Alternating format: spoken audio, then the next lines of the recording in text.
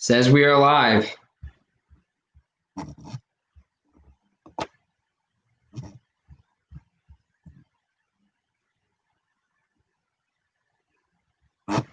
We got no viewers yet, so.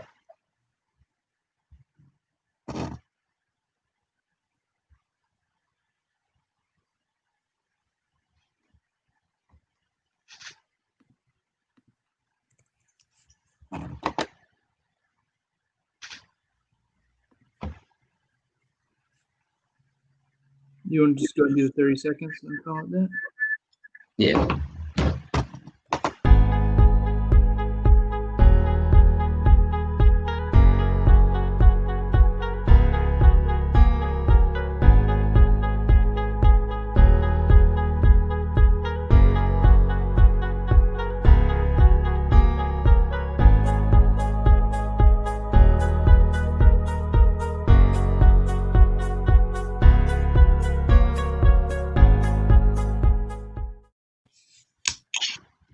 What's up, everybody?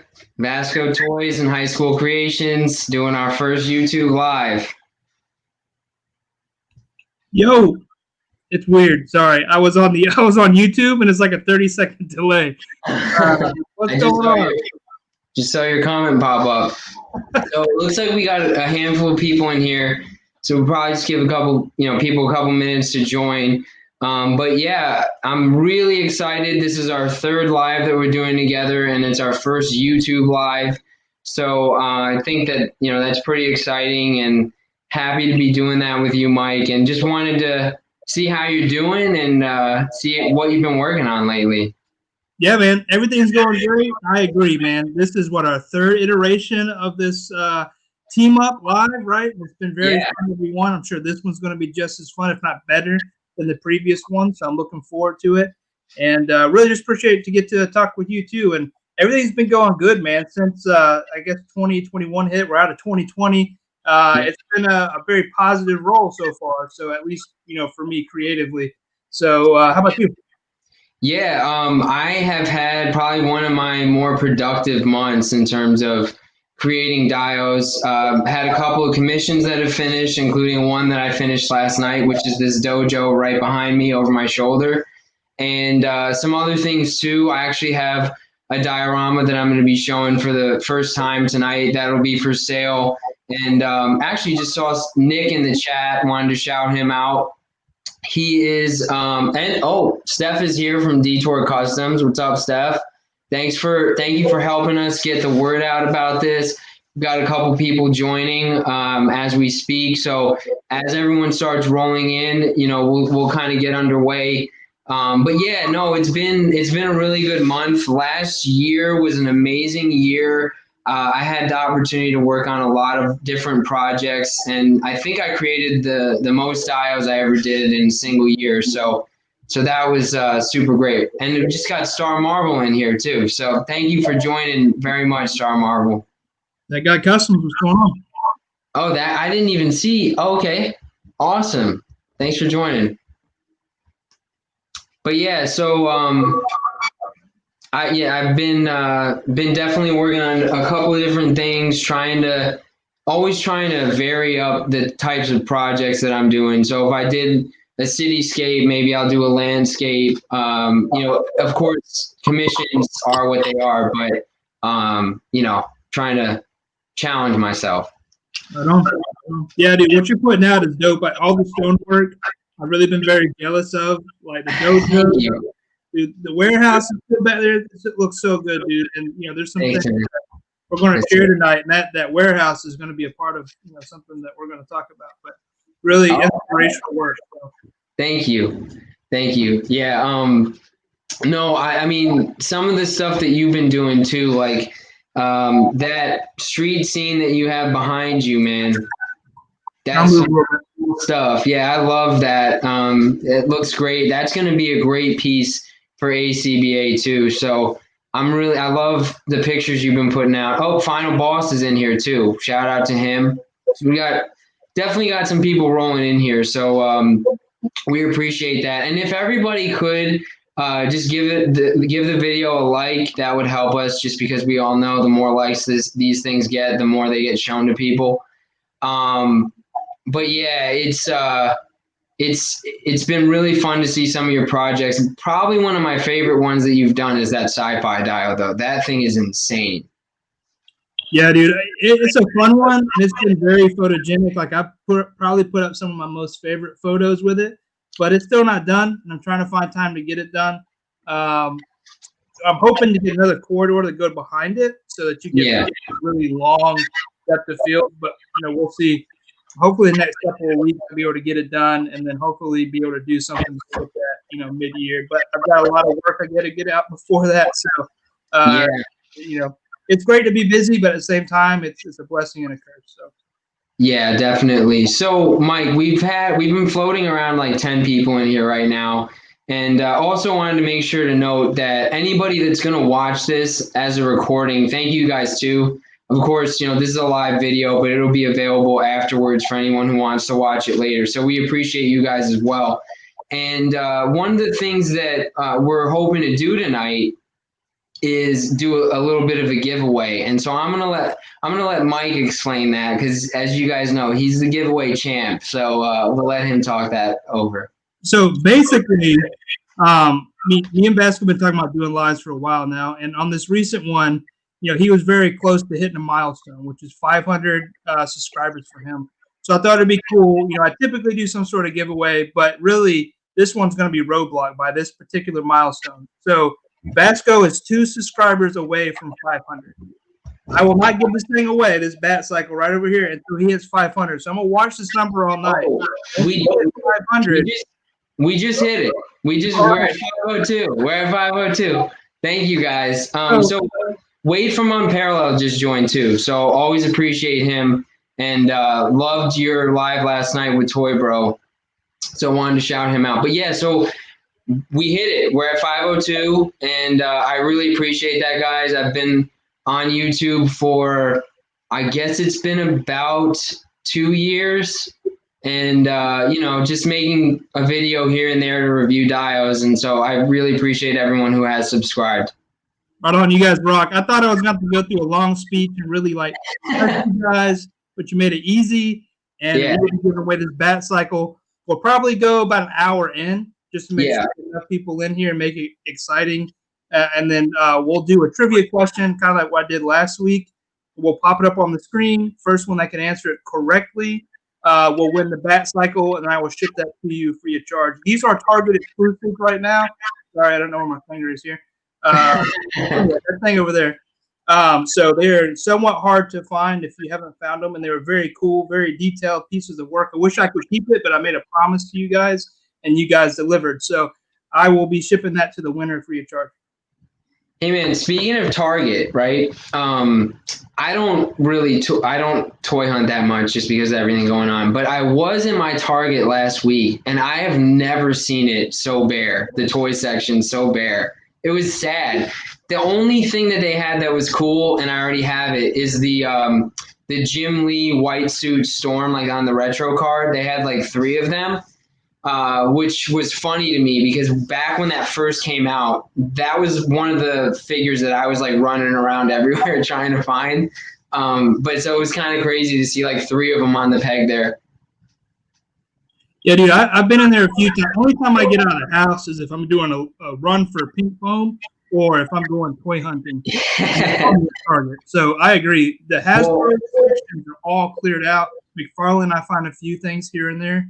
But it's been pretty bare for real. So we'll move on from Target. Final Boss says that that's a sore subject. So let's get into some of the other stuff we were going to do. So we have a loose agenda, and of course, if whatever you guys want to talk about, put it into the comments. But the first thing that we're going to talk about is just our recent diorama projects. So I have a couple that I want to show, and I know Mike's been working on a ton of stuff. So we just kind of want to show you guys what we got cooking up, and see what you guys think, and just kind of explain some of the creation process for some of these things. So Mike, did you want to start or do you want me to go first? I'll rock, paper, scissors. No, I'll go first, I guess. So I've been posting about this one quite a bit. It's been a couple months, I think I've been working on this one, and this one's commissioned for Titan Bricks Toys. I don't know if you guys are familiar with him or follow him, but if you're not, you need to. He's got a lot of toys over on his site, which is in his bio, Titan Bricks Toys. I recently picked up, I'm going to shout him out for a second here before we get into his bio. I recently picked up this from him. I've not been able to find this in Walmart at all. And he hit me up and said, hey, this is going up. And, dude, I was able to get it. I've been looking for this Casey as well as the animated Casey, and he was able to come through. So you guys, if you're not following Titan Brick Toys, he's got the toys. Go follow him. With that said, I don't knock anything over back there. I've been working on this very large street scene. It's about 36 inches wide. He's going to have this as a display for about 12 figures, Mezco, Hasbro, a couple different ones, light stands, etc. So he basically gave me creative freedom to do what I wanted to do as long as it fit within a certain range and, you know, it would fit those figures and how he wanted to pose them. So I sent him over a few designs. Initially, how this came out is nothing like I designed. That's typically how it happens when I start working. But I think so far this has been really great. It's been a fun project. I tried a few different colors I normally wouldn't do for some street scenes, but I think it's turned out really great. But in a pizza parlor and like a computer, cell phone repair shop, things I feel like typically you may see downtown. This is supposed to resemble some sort of downtown. Apartment complexes up top. You know, some 3D printed weathered ACs. You got some, you know, I don't know if you can see the lettering on the windows, but I'm also using a silhouette cameo for like vinyl, and that's how I did a lot of these letterings. It's really crisp and clean that way instead of me having to hand paint. So that's cool. Typical things that normally do is like 3D printing effects or parts, like manhole covers. CNC cuts as normal with the bricks, with the PVC doors you can see in the back. And then to top that off, I use cork as the texture for the concrete or the street, the asphalt, whatever it's called. That turns out really cool and also gives you a nice base that, you know, your feet don't press into. One of the things I hate about foam, especially when you don't do a really hard coat, is it gets kind of scored up. This kind of prevents some of that. So that's really cool. All breaks down, it's all magnetized. And then what I failed to do is turn on some of the lights here. And I'll try to do that without breaking anything. And while you're doing that, Mike, just want to shout out the Sunny channel. He just joined us. Love what he does with his reviews, especially. Did you see his snowman review? That was hilarious. Yeah, I did see it. Sorry, that made me laugh when I saw it. But yeah, so Mike, are the AC units? I saw you had some of those were magnetized. Are those magnetized and that one back there too? These aren't. I tried that out as kind of like a gimmick for a couple dioramas, but the amount of effort and the reality of people swapping them around windows probably isn't very likely. So time ate up. It was cool, and I will do it if you ask me to do it. But it was a feature I tested and kind of, you know, considered it to be kind of a frivolous type thing, right? So, gotcha. So it's going to be a lighted diode. There will also be lights in the window. This is still far from done. I still got weathering, still got some painting, some other details. But really in the fun stuff, the stuff after you carve the foam and get a sculpture or a base, right? And then it all breaks down so it can be stored and shipped pretty easily. It was a very fun build. I think the thing that I'm using that I don't really talk about, and I was actually talking to Mario from 796 Studios about it today, is just how I do the lettering, right? I don't think we've ever talked about using a silhouette before, and I've used it for years. We just never talked about it. But he actually asked how you get your letters so clean and crisp, and that's what it is. I just design it in silhouette software and then cut it on the vinyl, and then put it on. Mike, you're like, in my opinion, you're like the master of tools, man. You have like all the coolest tools. I like tools, man. That's one of the reasons why I got into the hobby. You know, I talked about it before, but I didn't just jump into diodes. Like I was doing like cosplay and stuff like that. So always has some sort of tool or woodworking tool, so it's cool. I like it. No, that's awesome. I love the way that's coming out, and I love what you chose with the pizzeria and the computer repair shop too. I was kind of disappointed by my post. Nobody laughed because I said something about, if you're getting a pizza while your computer's getting the Trojan removed. The site we don't really talk about, but we know exists. No one said anything. Guess it was a bad. Oh my gosh. My gosh, everybody in the chat agrees you're a tool master. I'm a tool? What? Tool master. Just kidding. No, you're definitely not a tool. All right. So, as far as the sci-fi one goes, I know you said there's still stuff to do on that. You've got all the lighting in and everything on that, right? Yeah, lighting is in except for the base. On the base, it's just sitting there, but it will be mounted in just like the other stuff is. And it's pretty much a prototype, so it may not be in the end how it's built. It'll look the same, but how it's built will be a little different. The reason I say that is because the lighting, how I have it installed, may be different because it's a learning curve, right? Especially with a prototype. Right. Yeah, I mean, it's pretty much ready to go. I just want to add more to it. I have some. I picked up the resin printer at the end of December because they were on sale. Yeah. I'm doing some like little droid panels and some other just little accents, right? Just to throw a little bit on there and set it off a little bit. But I think it's pretty much ready to go for like ACBA type pictures, or just photographs in general. Your diorama kind of fades in the back, so I think it needs all the things to make it give that appearance. It's a sci-fi corridor, but I just want to put those extra things on top of it. Hey, Mike, while you were explaining that, Dan Who popped in here. So want to thank him because he said it's late over there, but he just wants to, drop by and show some support. So we really appreciate that, Dan. And always love everything you put out. And if I'm not mistaken, I think Dan had said on one of the lives, either his own or maybe when he was on with Unparalleled, that he wants to get into dio building at some point, which would be really cool. To me, it makes either if you're building them yourself or getting them from somebody, it just makes your collection so much more enjoyable. Obviously, we're biased. This is what we like to do. But I would much rather stick my figures in a warehouse dio than just like in my DTOF, which I do have some in my DTOF, but it just makes it a lot more fun. Yeah, and then doing dios yourself. Oh, that's weird. I think you're good. You're good. Doing dios yourself. A weird echo coming back. I don't think it's me. I don't hear it on my end. Yeah, it's just me then. So doing dios yourself, yeah, it's definitely rewarding, and then sticking your, like you said, your figures in there really sets them off from just vanilla poses. But again, if you got hundreds of figures on the shelf in a certain stance, it still looks awesome. So it does go either way. So. The thing too, Mike, if anybody out there who wants to start doing dios, or just wants to try to build one, right? Because that's how we all start. Like, I'm going to try this.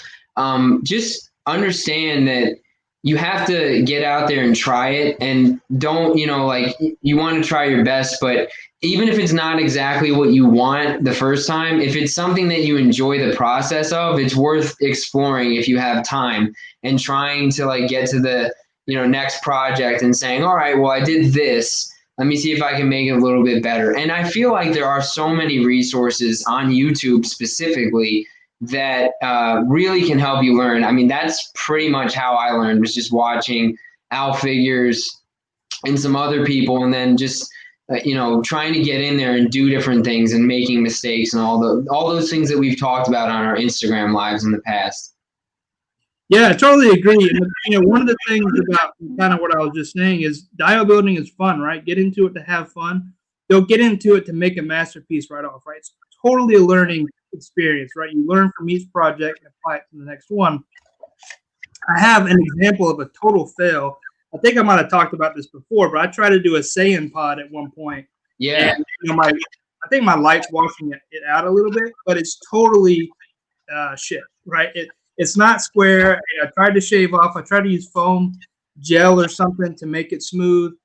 Try to do Vegeta's seat. Yeah. You're gonna fail. You learn from it and move on, and then find out what tool will work best for it the next time.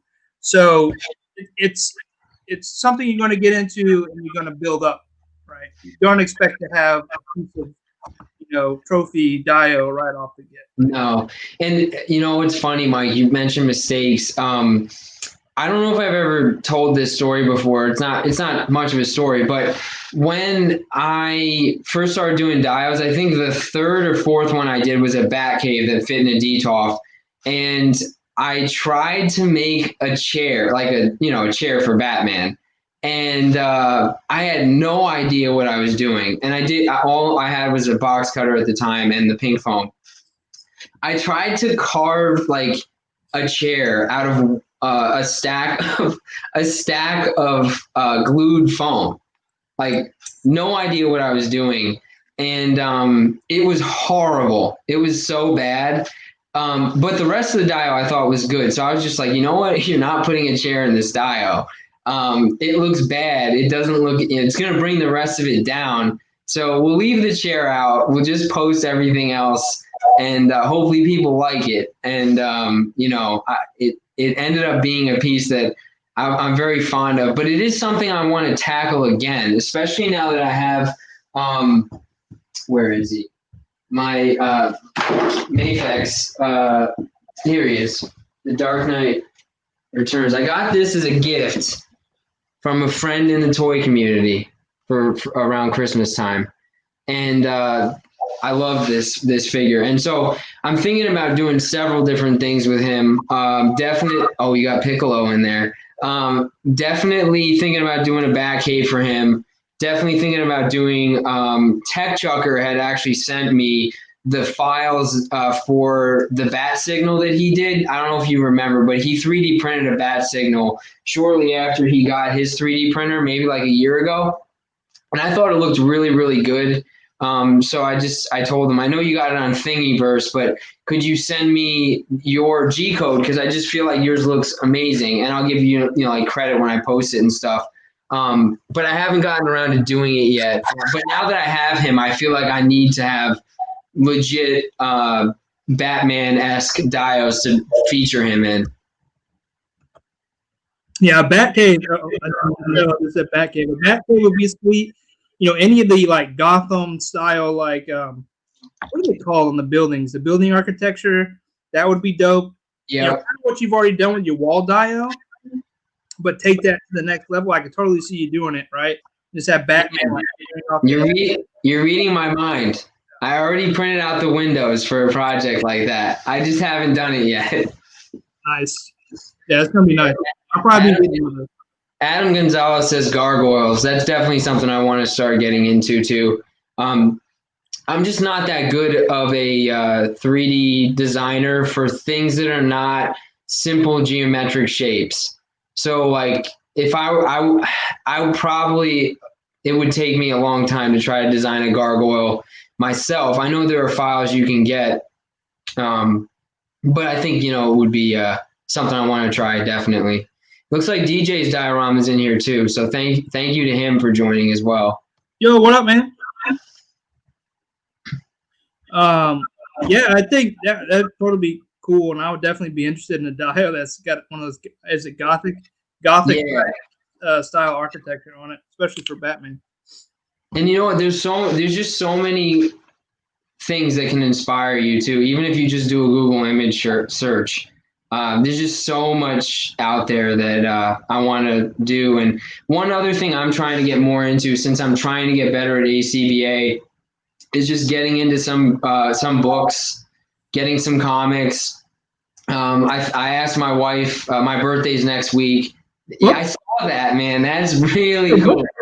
Yeah, my birthday's next week. And so I was talking to Unparalleled maybe 2 days ago about the fact that now that I got this this Batman from Mafex, however you say it, I really want to get the Hush Batman too.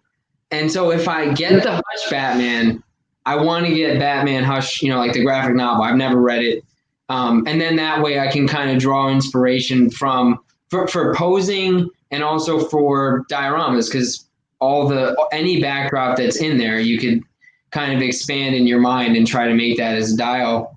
So hopefully she'll get that for me, because that'd be pretty cool. But we're talking about recent dio projects, and one of the ones I wanted to show you guys, I have several, but the first one I wanted to show you is a commission, and it's actually it's a dojo diorama. I'm going to grab it real quick.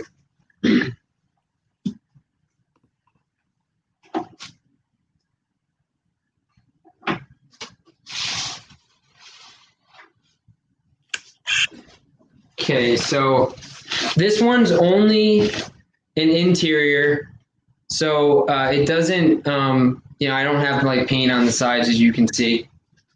So it is fully magnetized. It has several different pieces to it. Of course, the base, and then the two side walls, the back wall, and it does have like this removable beam on the top that you can actually stand figures on, as long as you don't put too many of them on there. It'll be fine. Like articulated icons ninjas are perfect up there. But so with that, like I said, this is the third version of this that I've done, and each one has been slightly different. Each one was a commission. And so the last one that I did before this, it was on Instagram. Awesome Row had purchased one from me, or commissioned one. And he came up with the idea to add in the beam. And so I told him afterwards, I was like, that was such a great idea. I'm going to start doing that for anyone that kind of commissions a dojo. And, you know, it's something I'm really glad that I have. And you can take it out too if you don't want it in there for a shot or something. And then the other thing about this is every time I've had a different symbol that people have wanted. So I think this one is hand. So I don't know if like this person is going to put a bunch of hand ninjas in there, but it's kind of cool, because what I do with that is I just take some cardstock and I soak it in coffee, and then I bake it for like 5-10 minutes at 250 in the oven. And then after that's out, you got that like really nice, like old looking kind of paper effect. And then I'll take a Sharpie and I'll just draw whatever the symbol is. And, you know, just kind of try to make it look like it's still hand done, the way that maybe a traditional sign like that would be. And then the windows and everything, I'll show you guys. Like all of my windows, very, very bright, but you can, they're backlit capable. So all of them across the three sides. And that's something that I think, for me, somebody who's maybe not the best with lighting to begin with in my photography, that's something that I think helps me take some better photos. Just the features that you can build into the dio that accentuate the lighting that you're trying to get. And Prime to the First just joined. Thank you for joining, man. We're just talking about some recent diorama projects. But yeah, this one is going to be going out on Monday. I have another one that actually that Wade purchased from me that's going out on Monday. So I'm definitely going to be spending tomorrow getting my dials packed up. And so thank you to the gentleman that commissioned this, and also Wade for his purchase too. And just going to keep trying to crank out commissions. I've got a little bit of a waiting list, and then add in some other projects. And I'll show you guys some other things too here that are actually for sale and were not commissions.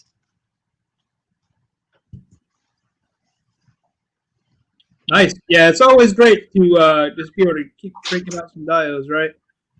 Absolutely. Absolutely. So I guess I'll show them now if you don't mind, Mike. So one of them I had posted about. So whenever I do these thrones, and I don't usually post like my pricing, but whenever I do a throne, as long as it's not something crazy intricate with a bunch of 3D printing on it, this is just foam, and it's just supposed to look kind of like chipped away kind of a throne. Something like this is $75 shipped. So this is for sale. If anybody is interested in it, you can just let me know. But this will work really well with 1/12 scale figures, Doctor Doom. I think I tested out Thanos in here. I think he fits in here. But any of your villains pretty much will fit in here pretty good. So there's that one. And then this one I haven't posted much about, but I finished painting it last night and I did some different things with this. So I've done 3 terrain dios recently, and mainly because I got a couple of Black Series figures for Christmas, and it just made me immediately think like Star Wars terrain scenes, like desert scenes. So I started like trying to do that. And this one has a different color to it than some of the other ones. So normally I will either blackwash something or use a nutmeg brown by Apple Barrel to just put down the first layer. And for this one, it's kind of like, let me try something different. I just used a basic gray acrylic first. And then I went over, and I don't know how well you guys can see this because my camera's not great. Then I went over with straight up I think it was called Earth Brown, dry brushed certain parts of it. Then I took a caramel, dry brushed certain parts of it, and then like a desert sand color and did that on top. So I'll post pictures of this tomorrow, and this one is going to be for sale. So you guys can kind of see it better because my light is super bright and it's just not ideal for this. But the cool thing about this one is that it has 4 different modular rock pieces that you can put wherever you want. So this one, for example, I have like a vertical rock in there. But I designed them so they can kind of fit in several different ways that make sense to each other. But they're all modular, so you put them wherever you want. There's a smaller one too with a little vertical piece. And I mean, anytime I make a landscape dio, like a lot of people, I really, really go back to Lawless Studios and I'll just look at his stuff, and it just inspires me so much because his stuff just looks so cool. So I've kind of come to terms with like, you're not going to recreate a Lawless dio because he's amazing and he just has his own style. But what you're going to do is try to come up with your own kind of rock style. So I've been doing like this layered kind of slate thing in the past few, and like especially down here you can kind of see it. But yeah, I'm just trying to do something different with it. Hey Vern, there will be penalties for being late, so I'll take that up with you after the live. But there will be penalties. So Djs Diorama has an interesting question. It's about like not posting prices and why like some people do it and some people don't. I think like part of it is just I mean for me personally, it's like if somebody's interested enough to DM me about it, I feel like that already, it's almost like when we're selling these things, right? We don't always know the people we're dealing with. Very frequently we don't. So it's almost like an extra layer of credibility if I say like, hey, I'm posting this for sale, DM me if you're interested. It's like a first entry point of credibility that you actually want to buy the dio, because I think Mike and I could both attest to some unfortunate interactions that we've had in the past on occasion where someone either gets really far into the planning process of a dio commission and then backs out or ghosts you, or just having someone commit to something and not do it. So for me, part of it is just like, it's a credibility thing. Like if you're willing to reach out to me to ask, I already know that there's a certain level of interest from you. But also I think, certain people don't want to put the price out there because there can definitely be sticker shock. Like these things are not cheap. And also one of the things too is once you put something in writing, let's say like I put whatever that dojo costs in writing, the next time someone wants a dojo from me, they may come to me and say, I want you to make a dojo. I know you sold it for this price, but I want X, Y, and Z added to it. And that's not going to happen because there's extra work that goes into it. So unless you're getting that identical piece, you're not getting that pricing, because it could be more or less based on what you're actually doing. Yeah, I think those are great suggestions. And it's all going to be based on what you do, right? For instance, you are, or maybe DJ Dioramas is treating it like a business. For me, my Instagram, I don't ever sell on Instagram, so I would never list any prices. And people try to hit me up and buy, but that's not why I'm posting. I'm posting on status. I'm posting on what I do as Highschool Creations. If you want to go buy from me, go to my Etsy page. Another thing is, customer confidentiality. Like, I'm not going to say what I charged someone previously. That's their business. I work with them, based on commissions, and that leads into the final thing. I only work commissions at this point. On-demand builds are all through Etsy, and my pricing is very clear there. So that's why I don't list. And another thing too, like, especially with commissions, if somebody reaches out to me and asks about commission pricing, it's a complicated thing. I mean, I know it's one thing if you have a piece for sale and you just post it and you already know what you're going to charge. But for commissions, I have a full sheet of like different tiers of sizes and all those things that I use as a starting point. And then someone will tell me, okay, I'm thinking I want this size and this is the kind of dio I want. And then I'll use their feedback with that tier listing and actually quote their specific project and also sketch out what the dio is going to look like so that we're both in agreement of what the vision for it is. And then if they have changes they want made to it, we can do that too. Absolutely. Yeah. And, with every diorama, it's going to be different too. Like I was saying before, most of what I do is commissions, right? So it's very hard to give a price when one person wanted all this much detail and the next person doesn't. However, to the I'll say untrained, but you guys won't know what I mean. If you're just looking at it in a picture, it may appear to be the same, but it actually isn't. There was more time spent on certain areas, and it gets hard to justify. And I'm not going to go back and forth with someone on Instagram about my pricing. Right, and also, Mike, what you're just saying there. So I said I've done 3 versions of this dojo, right?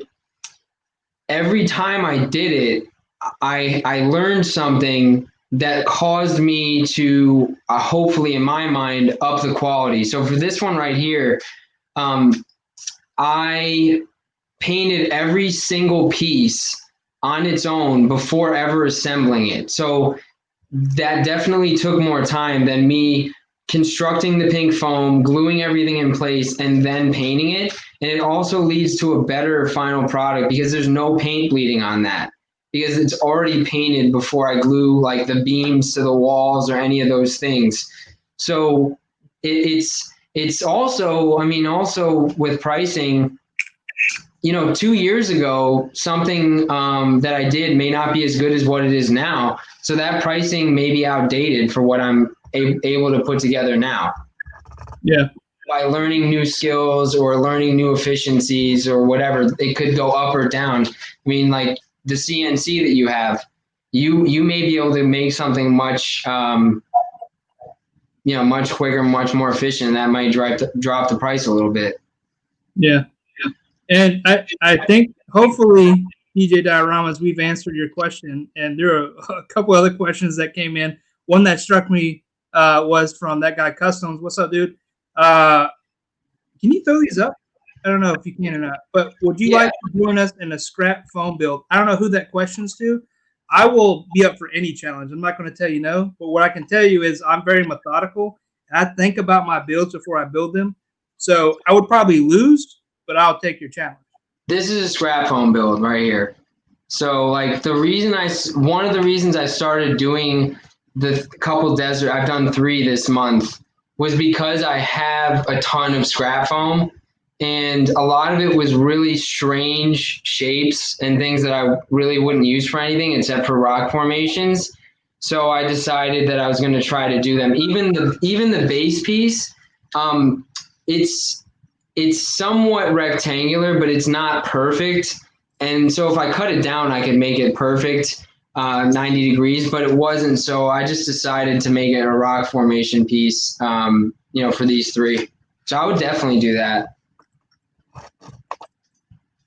Great question.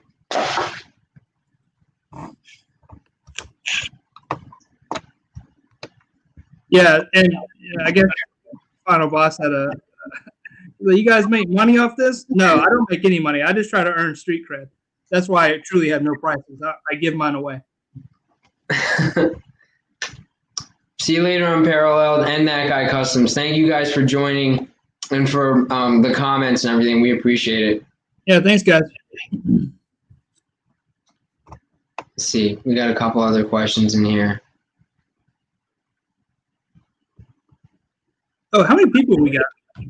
Right now we have 15. Terrible co-host. How many we got? Hey, 1 second.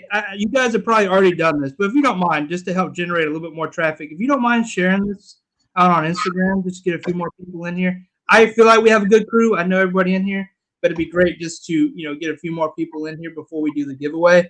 We would like to do the giveaway at 10. So if you guys don't mind, if it's not too imposing or too much of an effort to go over, to Instagram and maybe just give a few shout outs that, VASCO are live out here. That'd be awesome. If not, I completely understand. You want to probably keep the winners or at least the participants in the challenge low. But if you have it in your heart to do so, please do it.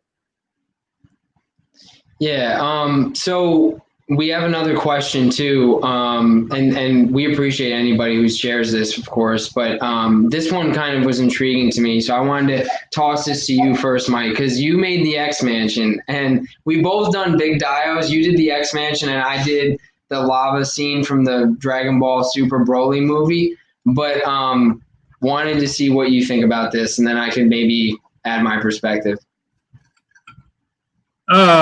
I'm going to tell you like I told that client, go big or go home.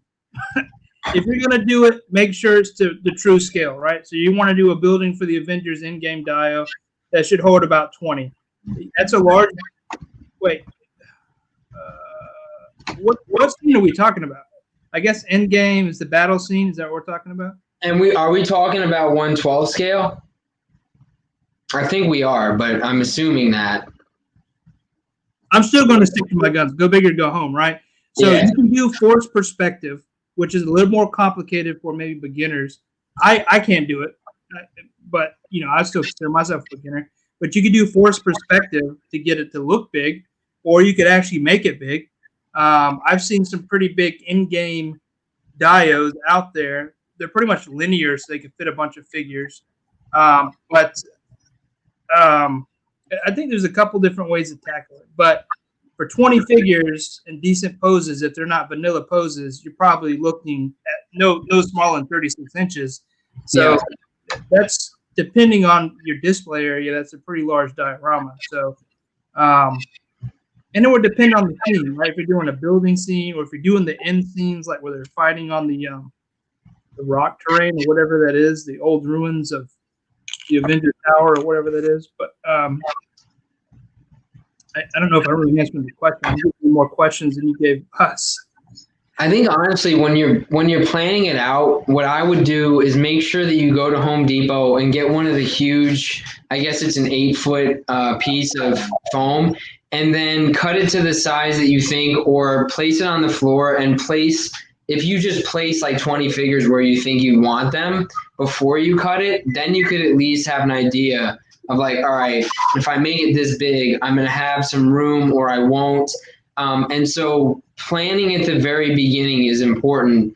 And so you could definitely stage what you want to try to accomplish. That's what I did with, this is a pretty big dio here, the warehouse dio. When I posted pictures of it originally, I had already made a bunch of crates that I wanted to put in there. And then I also put all of my X-Men the Animated Series like characters in there just to see, did I actually have room for all this stuff with none of the details already put in there. So basically the rough outline of what I wanted to do with just pink foam. But that's a great question. Yeah, you should always measure and then cut, right? So you should build up with blue tape, pink foam, try to do some loose cuts to get the idea of what you want to build. and make sure that's it before you commit and start gluing things together or doing a lot of detail or just committing your time to it. You want to think through it, right? Some people disagree with this, but you should maybe also plan to draw it out. You heard Vasco mention what he does for his clients. I do the same thing. I try to draw it out and give them some sort of render. It may not end up looking the same, but it'll help you as well as your client understand kind of where you're going with it. And then you can also achieve some sort of scale before you actually start cutting. That way you can give accurate prices if this is commissions, right? This may be a personal thing, but you can get, understanding of what your material costs will be ahead of time, right? So you're not wasting, material. Definitely. Yeah, I mean, as much as you can kind of plan up front, that's really the best thing, I think. Like, a lot of people, I hear, kind of to both philosophies. Some people do sketch them out beforehand. Some people don't. I've kind of done it both ways. The rock formation, I didn't, because it was kind of just like a free form. However I cut the rocks, I cut the rocks.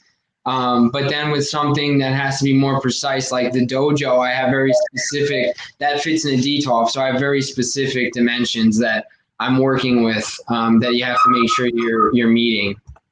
Yeah, definitely. And Star Marvel, huge fan of your work, by the way. I would agree with you in our circle, right?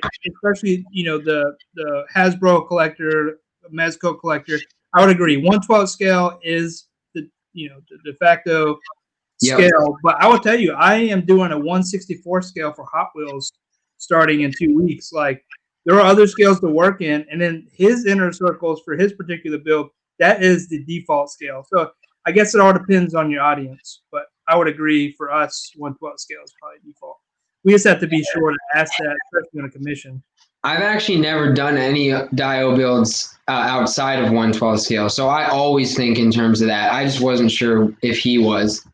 Yeah, I mean, but it's a legit question to ask a customer, especially if you don't know them.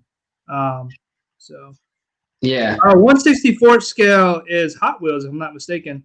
Anyway, I'm doing it for Hot Wheels. I'm gonna do an exotic car dealership and garage. I'm actually going to use a new tool. I know you guys call me the tool guy, but I have a new tool that is being built. It should be delivered by the end of February, just in time to do this.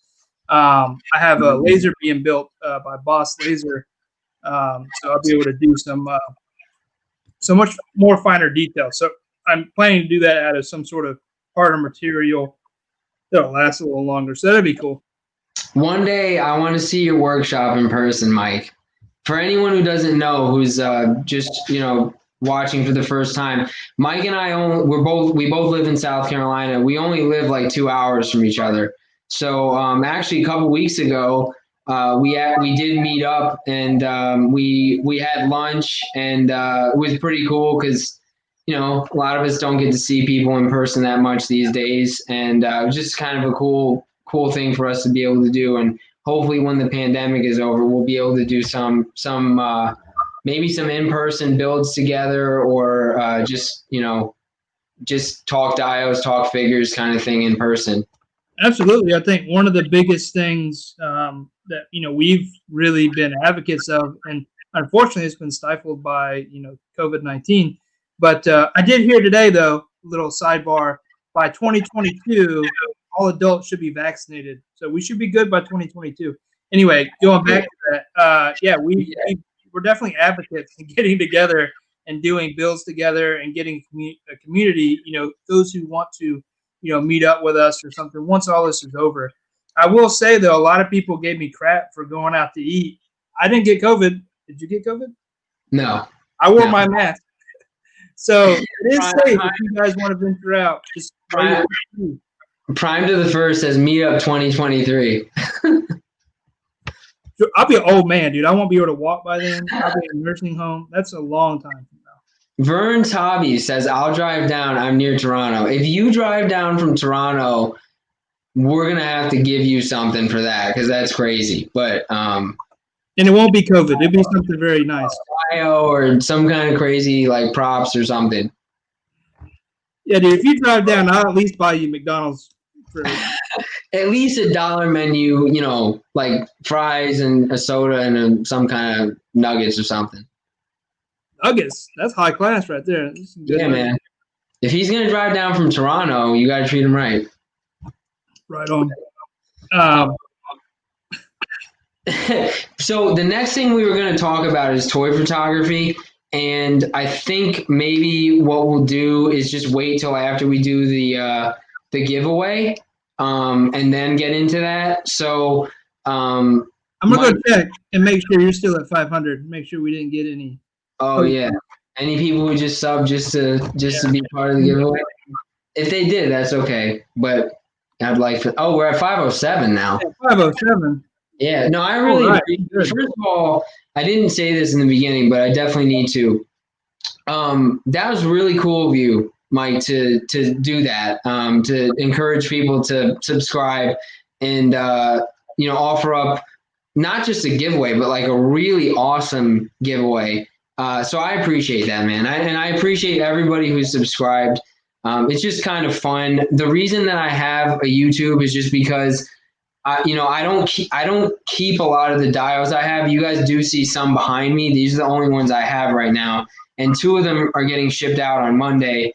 But the reason I have a YouTube is because I want to memorialize kind of all the art that I've done. And so since I don't have it in hand, just doing a video to me is going above and beyond an Instagram post, even with pictures and videos, like short video clips.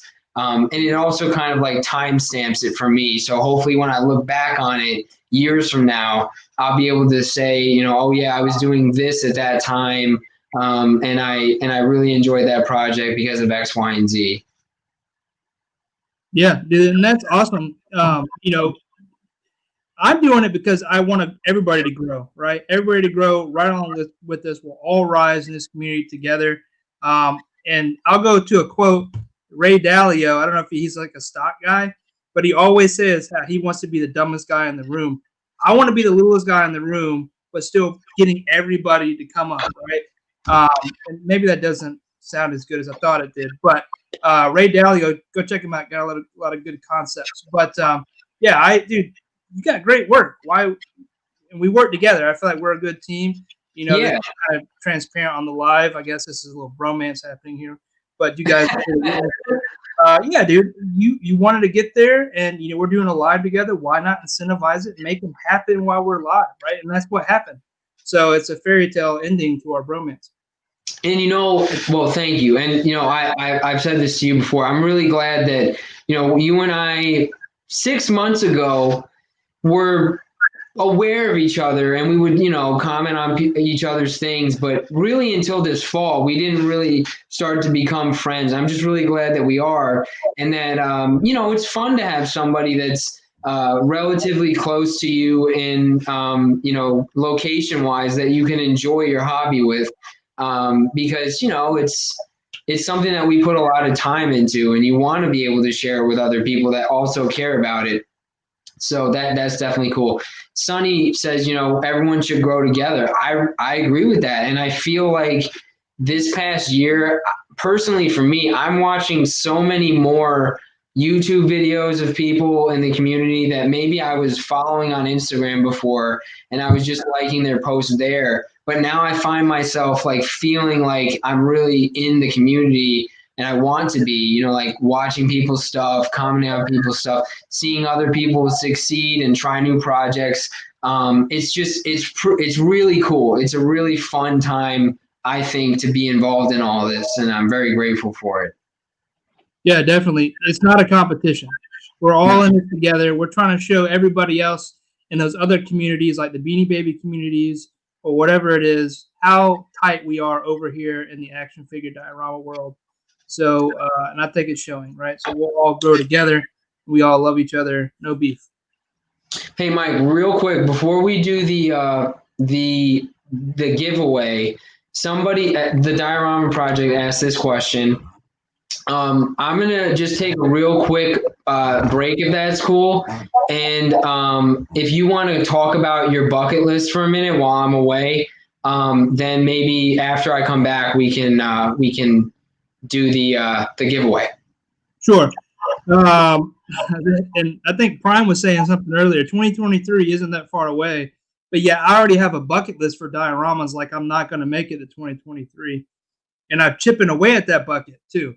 So I agree. I like the bucket list idea, and what I wanted to do, and I think this was back in October because I took a vacation with the family. We all went up to the mountains and did like a little getaway, right? There was barely any internet. I actually signed up to Instagram to pump out some um, repost of some work that I'd done, so it was automated. And I just went up there and just chilled. Unfortunately, I ended up falling the first night down some rocks, hurt my back, so I was down the entire week.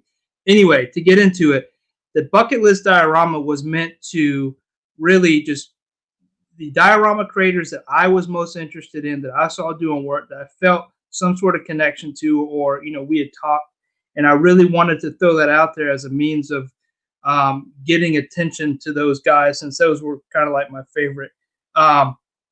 Excuse me. So I came up with the bucket list idea. There was these 10 diorama. Unfortunately, with like stories, you can only do 10. There's actually more than 10, so I may alter the bucket list at some point. But there were definitely 10 that I could call out that I wanted dioramas from.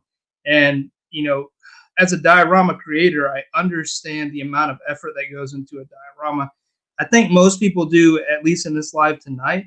But there's people outside of the community that don't look at them the way that we do.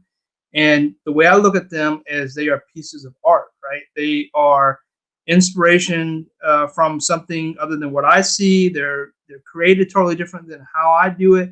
And I love the creative process. And the only way to really see that is to actually have a piece in your hand. You can see it in some videos or in posts on Instagram.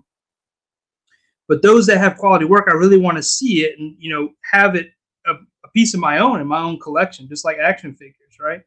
So there were 10, and my customs, who I'm very close with, I had them on the live last week, VASCO Toys, if I can talk, which I already have like 3 or 4 dioramas from, Lawless Studios, Al Figures, El Chombo, X Manny Shop, I can't remember the list right offhand. I think, who is it? MarvelousNick, definitely. And most of these people I even have invited over to like a diorama talk that I'll be trying to do each week throughout the year. But I think the point I'm trying to make is these people I had a connection to. I like their working process. I like their creative style, and I wanted to have a piece in my collection. Since I posted that, I've actually probably cleared out down to half. There's a few people that's going to be tough to get some from, just because I know the amount of requests they get. Like Al Figures is going to be tough to get one from. Oilers Workshop's going to be tough to get one from. But like I've been able to get one from my customs. I have one. I have work from MarvelousNick, VASCO Toys, Lawless Studios is at the top of the list. We all know how great his dioramas are. I'm still talking. So sorry. So I can go a while on this one. But the point is I'm chipping away at it. I'm probably going to grow the list a little bit because I'm not planning on dying in the next couple of years. I said I need to have a bucket list that keeps going. But like I said, the last couple of ones are going to be tough to get from, which is understandable. But they are, just hard to get to. So hopefully one day I'll be able to close out the bucket list, and I'm working towards it. But the main theme is, as I ramble on about this, is I want those pieces of art in my collection. I really appreciate the work that goes into them, and I admire them. And I can tell you guys too, as somebody that Mike bought something from, and he actually bought pieces from me, several, at a show, and it was the first time we met in person, right, Mike?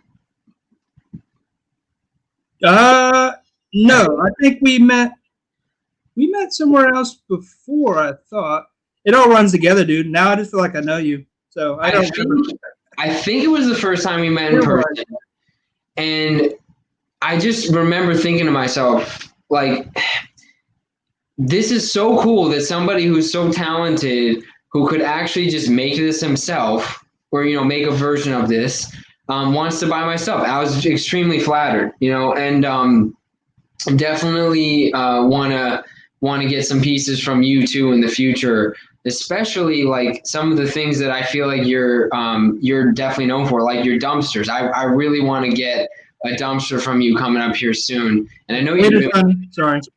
Sonny's peacing out. What's that? Sonny's peacing out. Oh, okay. See you, Sonny. Thanks for joining. But yeah, no, I definitely wanna get some pieces from some people too. When I can, especially things that they are really known for. Like, for example, like Terraformer. I want to get crates from Terraformer just because, like, he's the person that made me want to make crates. Right.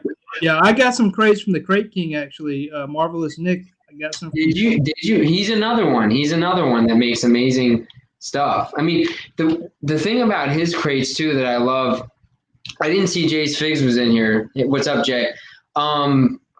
Is that some of his are really like he makes some really cool like bigger crates for 1/12 scale that I really like. Yeah, which is cool because they can hold like some sort of crazy treasure or some kind of vehicle. Yeah, I definitely liked it. So I got his prop pack actually, and it came with steel beams, crates, drums, chain link fence. Dude, it was overwhelming the amount of stuff it came with. So I do want to give him a lot of props. MarvelousNick has got some stuff going on there, and it's really appreciative.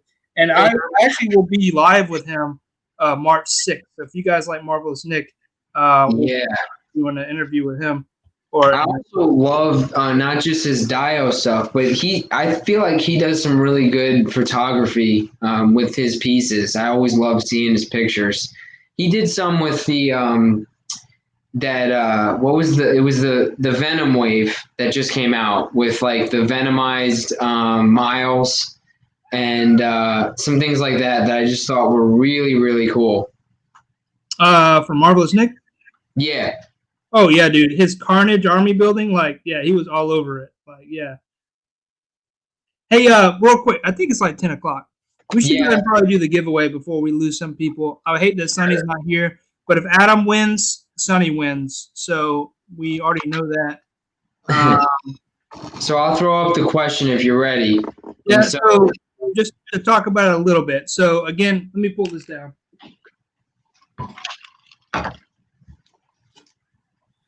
So I know a lot of us give Toddy Mac a lot of shit, but when it comes to his 1/12 scale vehicles, they are the shit. And I will say this thing is freaking awesome. Right now it's kind of exclusive. So soon we know that he will put these on the shelves everywhere. But right now they're kind of hard to find. And I'm going to give you the only one I have for helping VASCO get to 500. So tonight we're going to do a trivia question. And the first person that's able to answer it correctly, I will send this to you out of my personal collection. It's not been opened. It is legit. It is Toddy Mac. I want to call it a rat bike, but it's actually the bat bike. I don't see wheels on it, but yeah. So VASCO is going to put up a trivia question. You guys answer it. The first person we see in the chat with the correct answer will win this bike. So best of luck, and yeah, we can post up that question. All right, guys, countdown from 3. 3, 2, 1. Whoever answers it first will win correctly, of course. You may get some beard droppings on the box, but on the outside of the box. Star Marvel says his keyboard game is weak. You can do it, man. Oh, we got a winner. Steve, I'm not going to try to pronounce your last name. He's the winner. Detour Customs, right?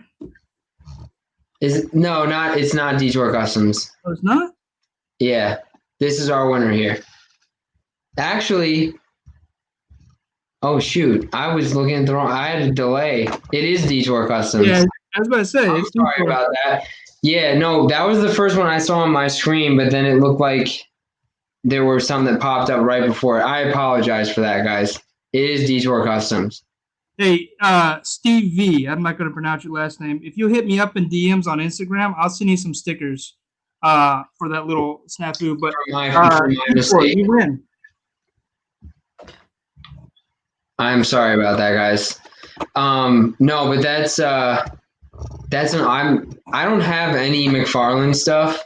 and that bike and that Grim Knight Batman look pretty cool. I don't know like if they're actually going to be, you know, posable based on what I hear, but let's hope that they're cool. The sticker game is strong here, guys.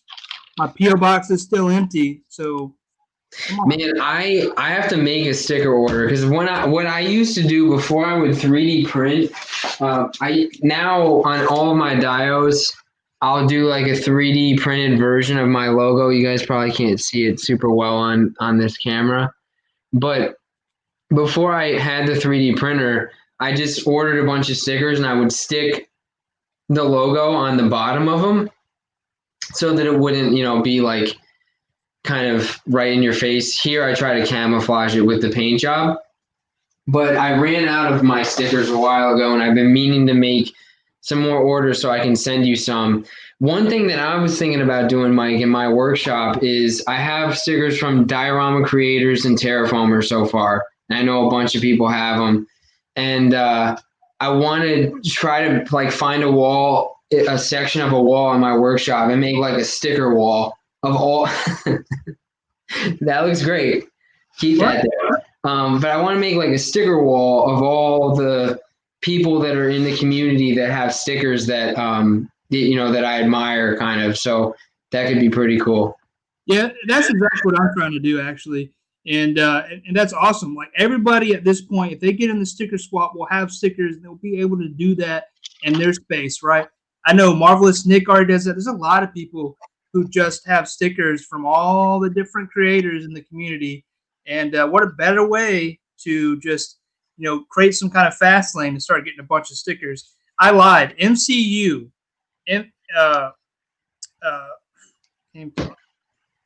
MCU is the first one to send me some stickers, and I have to appreciate him very much. I'm going to send you something extra special, but if you happen to see this video, I know you're very above these kind of videos for us 500 and below YouTubers, but I do want to say mad respect. He sent me some stickers. Not only did he send me one, but he sent me foil stickers and different kinds, and even a man, those are really cool. Special, sir, and I do appreciate it. Hopefully, at some point, this will get kicked off. I'm sitting on $300 or $400 worth of stickers, from my stickers to, you know, Odious stickers, which Odious himself has signed off on, to custom stickers. We just went into a plug for my sticker swap, by the way. The custom stickers. I got stacks of stickers, guys. Prime to the first. I'm pretty sure I got some coming from you. He's been doing the sticker swap tag. Like, come on, guys. I got plenty of stuff to give out. Just want a little bit of love from you guys back for the cost of a stamp. This is pretty funny. MCU watched this 2 days ago. His final boss said. So, hey, guys, real quick. We just hit 20. We're down to 19 again. We just hit 20 people in here. That's the most we've had so far. So, again, just want to appreciate everybody who's in here on their Saturday night. Thank you guys very much. Mike and I really enjoy doing these. You know, I think we'd like to do them more, but, you know, he's got a bunch lined up with a bunch of really great artists that I'm looking forward to seeing, but it's just a time commitment thing at this point. So we're going to try to, he and I are going to try to do these monthly. Next month is probably going to be a challenge. For those who don't know, my wife is pregnant right now, and she's about 6 months pregnant. So I have, you know, a bunch of things that I need to make sure are happening at home that kind of prevent me from doing more of these. But I'm really looking forward to seeing what Mike's got cooking up with these other diorama artists. Yeah, absolutely. And what's probably going to happen is me and VASCO I consider us kind of a team or a team. So if you saw like the schedule I put out, it's going to treat it like kind of a football schedule. It's going to be home and away games. So maybe Fraser, High School Creations or VASCO. And then, you know, the month that he's on, whoever is coming on as a guest will be us three, either on his channel or my channel. So I try to make sure it's clear. I don't want to make it complicated, but trying to share the love across the channels, just to, you know, help like what we talked about, right? Grow together. So exactly. Just DM us and ask, right? For those that really care about the content, we're always going to want to talk to you. So We'll try to make it unconfusing, but that's the plan. I want VASCO in on it. It's kind of we talked about it. This is a concept we both have come up with.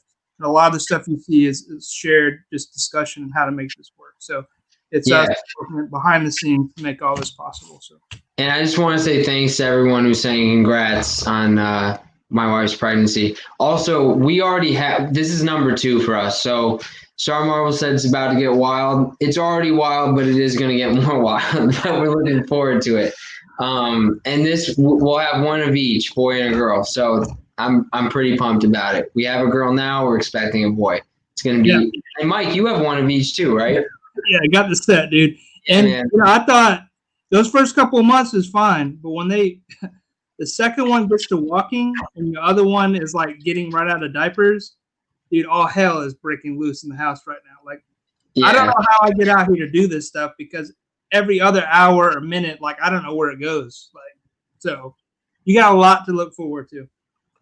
Thank you, man. Yeah, I'm excited. That's what it's all about. And you know, we just crossed 20, so we're at 21 now. People in here.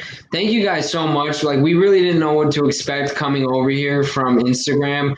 I think we both enjoyed doing the lives on Instagram, but I think we feel like we get a better format here. As you guys can see, you know, you can see both of us at the same time. We have like a little bit of some design work that Mike did to make this look a little bit more professional. And actually what we're going to get into next will be some screen share stuff. So we're going to look at some toy photography. And, you know, it was kind of funny, Mike, I hope you don't mind me saying this, but when we do these lives, sometimes Mike and I beforehand will do like especially when we're doing something new, like the YouTube live, we'll do like a test run the night before. So last night we were trying to get ready for this, and I was telling him, I was like, I want us to each kind of pick out some of our favorite ACBA style photos from each of our pages. Like, I'll talk about yours, you'll talk about mine. And he said to me, man, I don't really have that many ACBA photos on my page. And I was like, yeah, you do. Yeah, you definitely do. So he is being very humble about the skills that he has in the toy photography department. But I'm going to show you guys some of his stuff, which I think is incredible. And so I guess I'll go first, Mike, since I just started it off with that. And I'm going to go first my favorite one that you have, which is of some alien stuff. So hold on one second. Just got to get my screen share set. I will say, the reason why I think that is because out of those one or two, the percentage of the number of photos to what I feel may be worth posting is such a low number. It's like 1%. Like, I have thousands from this one setup. Thousands, probably too much. Hundreds of pictures from this one setup, and you know, only this one comes out, and so that's why I say that. And 2 is the time, but I would agree. I like this picture quite a bit, actually. And you can tell the ones that I'm a huge fan of, like aliens, have struck fear in me since I was a kid, and now that I'm old enough to understand them and appreciate the art from H.H. Geiger to, you know, just the films to just aliens themselves, like, I love these figures from NECA, and I think you can kind of tell from these photos. Well, to me, there's first of all, the only stuff that I know about photography are just things that I've learned pretty much from the toy photography stuff, and I feel like I have a long way to go. So me commenting on this is more of an amateur kind of perspective, like a hopeful amateur. So, but that being said, like, the lighting on this is crazy, man. Like, I mean, look at all the amazing kind of stuff that you have going on here. I as soon as I saw this, this was one of the first things I thought of when you said that yesterday, that, you know, you didn't feel like you had a lot of ACBA, and I was like, I saw those alien pictures and your sci-fi pictures, and I thought they were incredible. So this was one I wanted to call out, and maybe you can kind of walk us through what you did, because I see some light back here. Maybe you can talk us through some of the lighting setup for this. Right. First, I want to say hello to Dark Clueless. I've mentioned it several times, but He purchased one of my first corner dioramas. Actually, I think it was a trade actually for the Ronin Mezco Wolverine, which is my favorite figure in my collection.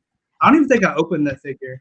So welcome, Darth. And the fact that you're late doesn't matter because you've got so much credit with me. You can show up in the last 5 minutes, and I will still love the fact you're here. So yeah, so lighting. Who did I hear talk about? I'm no, when I talk about lighting or even think about lighting, like as you said, we're very amateur. Like I have no respect for my own work. A few pictures come out clear enough where I feel comfortable posting them. But the thing is, I try to throw as much lighting into the picture, a couple of variations of colors up front, background lighting, and maybe some kind of like side lighting to create some kind of rim light. So this is the sci-fi diorama, which I was saying earlier how photogenic it is, especially start throwing in some figures. And what you see, that yellow light behind is just clearly a yellow light. It's a yellow light bulb that I have showing through the what do you call the blast doors. There's some built-in LEDs that you'll see on the left-hand side into those the corridor or the columns. So that's creating that kind of side light or that kind of ambient light.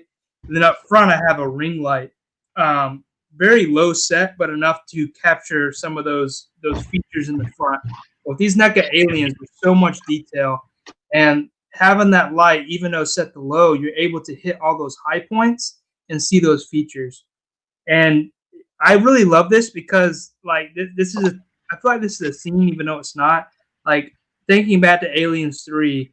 Like where you see a bunch of these aliens, like this is the scene I remember, like them just down cowering with some low lights and kind of just that snarling type. I wish I could have got some water effects or some drool in there, but this is a happy accident, really. I'm just shooting pictures. I do shoot with a DSLR, a Sony A6000. It's a mirrorless camera. I think on this one I was using a macro lens, so I was able to get the detail. But it's just messing with that f-stop, right? Trying to create some kind of blur with that second alien and really making sure that first one is very crisp.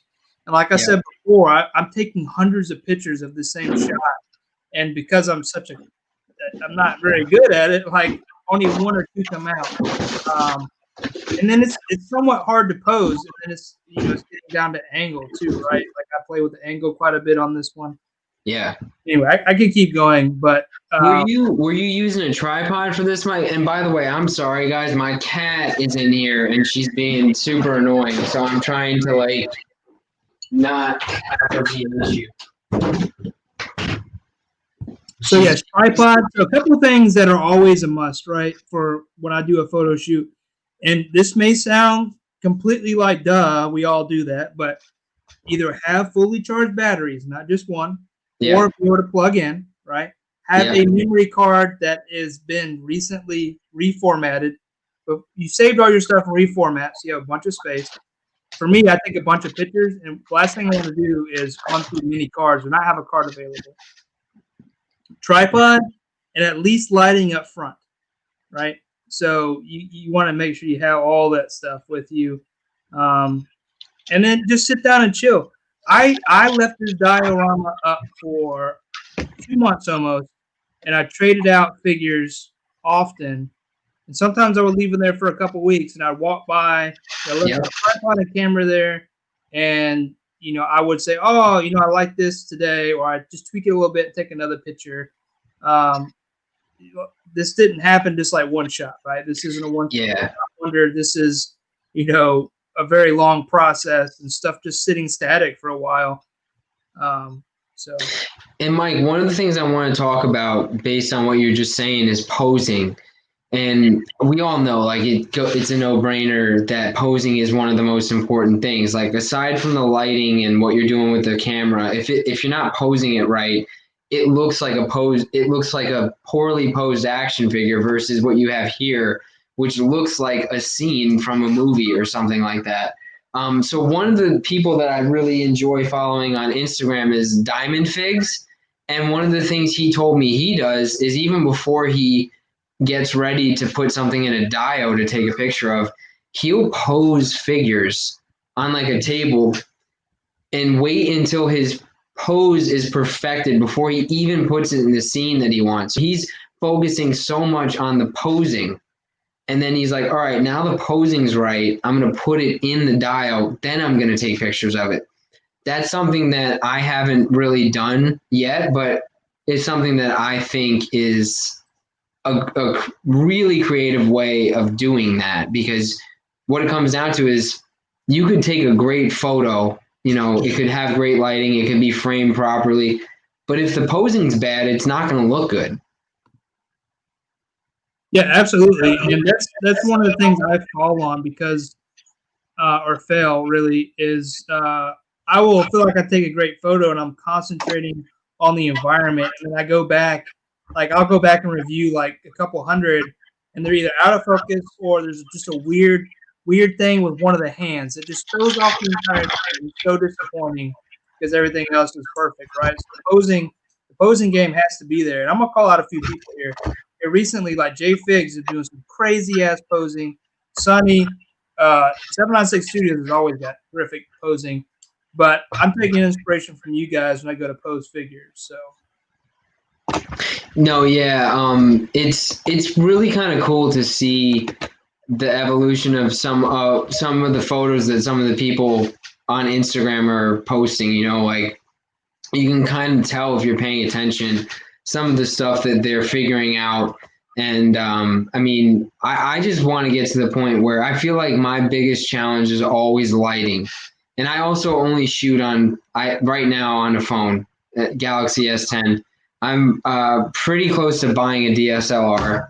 But when I shoot my YouTube videos, my videographer uses DSLR, and that sounds fancy. It's my brother. So he comes and he shoots my videos. Then we also take some ACBA photos, and they always look so crisp when he takes them as opposed to when I take them. And so, I think having the right equipment is important, although some of the cameras we have on the phones are pretty good these days, so you can at least start to develop your skills a little. But I feel like I want to graduate to getting a DSLR. Yeah, it's definitely a game changer. But there are people like Cap Lives, who I believe is taking photos, all his photos with his phone, right? So it comes down to those things, understanding composition and layout, and then your poses, right? Those things can be captured. Yeah, phones today are as good as the DSLRs of the past. So, and that's the thing. You can change, like there's a pro camera mode on this, and you can change the ISO. You can change all the different settings that I assume you can change in a DSLR. So it definitely is a good place to kind of start to get a grasp of things. But I do feel like sometimes I'll be shooting something and I'll be like, I need this to be a little bit more crisp than it is, and for whatever reason, it's not. And I feel like if I get a DSLR, that will hopefully change. Yeah, definitely. If anything, it bumps up the confidence level, right? Because you're shooting. You don't have a Nerf gun anymore, right? You're going out in the field with a military issued weapon at that point, to kind of do a metaphor there, right? So is your cat attacking? Yeah, man, she's going after some wires. I'm sorry. I'm good. I don't need her chewing the Ethernet cord and killing the live stream. So do you see my message actually? So what I'll do next, maybe if you want to, I can let you just share, or I can share the first photo that you had mentioned you wanted to talk about from my page for a minute, and I can talk through my perspective of setting that up, and we can give you a minute to take a break. Yeah, I'll just go ahead and do that. I'm gonna share real quick, and then I'll just share that one. Okay. And I'm gonna stop this. Just let me know when we're sharing here. Well, I know which one you wanted to go to first, so I can just go to my page and share it real quick. Okay. Yeah, that way, because if you took a break, it'll probably drop off. Yeah. It's the Spider-Man one, right, Mike? Yeah, we can talk about that one. Okay. this is one I'm excited about. So this one right here. Yeah, so I spent the day yesterday and this morning, and I actually enlisted my wife to help me because there are a number of that I like, but I thought the cap was 3 until VASCO hit me up later this afternoon. But choosing 3 from VASCO is very difficult, so I enlisted my wife in helping me. And we broke 3, like just looking at this picture, like through all of them. This was definitely one of our favorites. Not only is it Spider-Man, which I love, retro Spider-Man figure, the way he's posed, it's the warehouse scene. I love that he's like basically knocked out the goblin. The goblin's under a bunch of rubble, right? Just the angle that this was taken, the lighting, like everything just, it looked great. It's one of my favorites that you shot this year. And this was definitely going to be in my top. So. Well, Mike, thank you so much for that.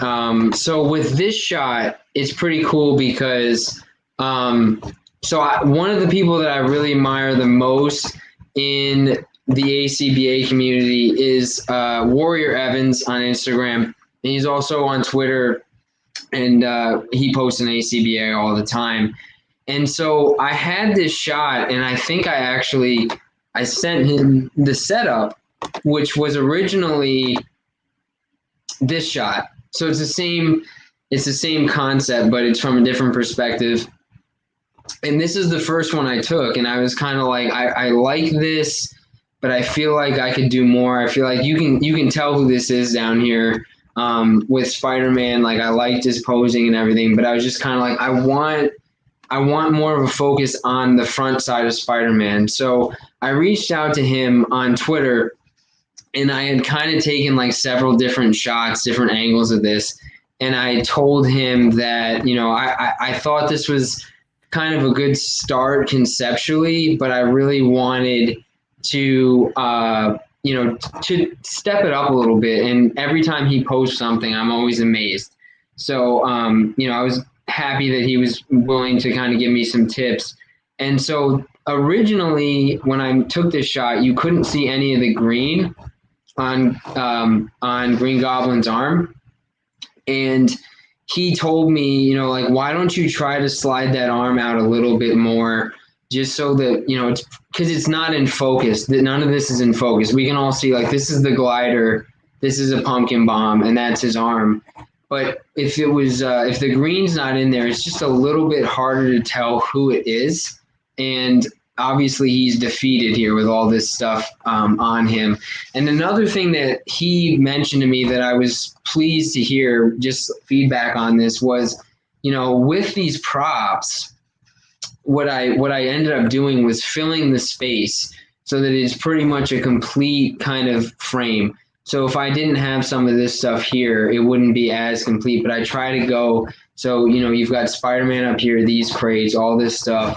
And then you've got all this kind of stuff happening here, so, and some windows and the vent for this. And so he mentioned that, he thought one of the best assets of this picture was filling the space, which I was thrilled to hear because I admire all his stuff. And I just thought, like Spider-Man is my favorite, as he is many Marvel fans. And when that retro Spider-Man figure came out, it was exactly what I wanted. I really liked the body they went with. I really liked the eyes and everything. And so I wanted to try to do something really cool with him. And this is one of my favorite pictures that I ended up taking with him. There's a couple of people in the chat saying that they like the shot. I appreciate that. Just want to see real quick if there's any questions. Sonny S, first thing he hears about is ISO. Are we talking cameras? We are. So I right now shoot only on my phone, my Samsung Galaxy S10e, and I use the Pro mode for something like this photo that you're seeing on the screen. And so in that, you can change like the ISO, which I almost always have on the lowest possible setting, and then I adjust what the lens is doing in terms of like how much light it's letting in.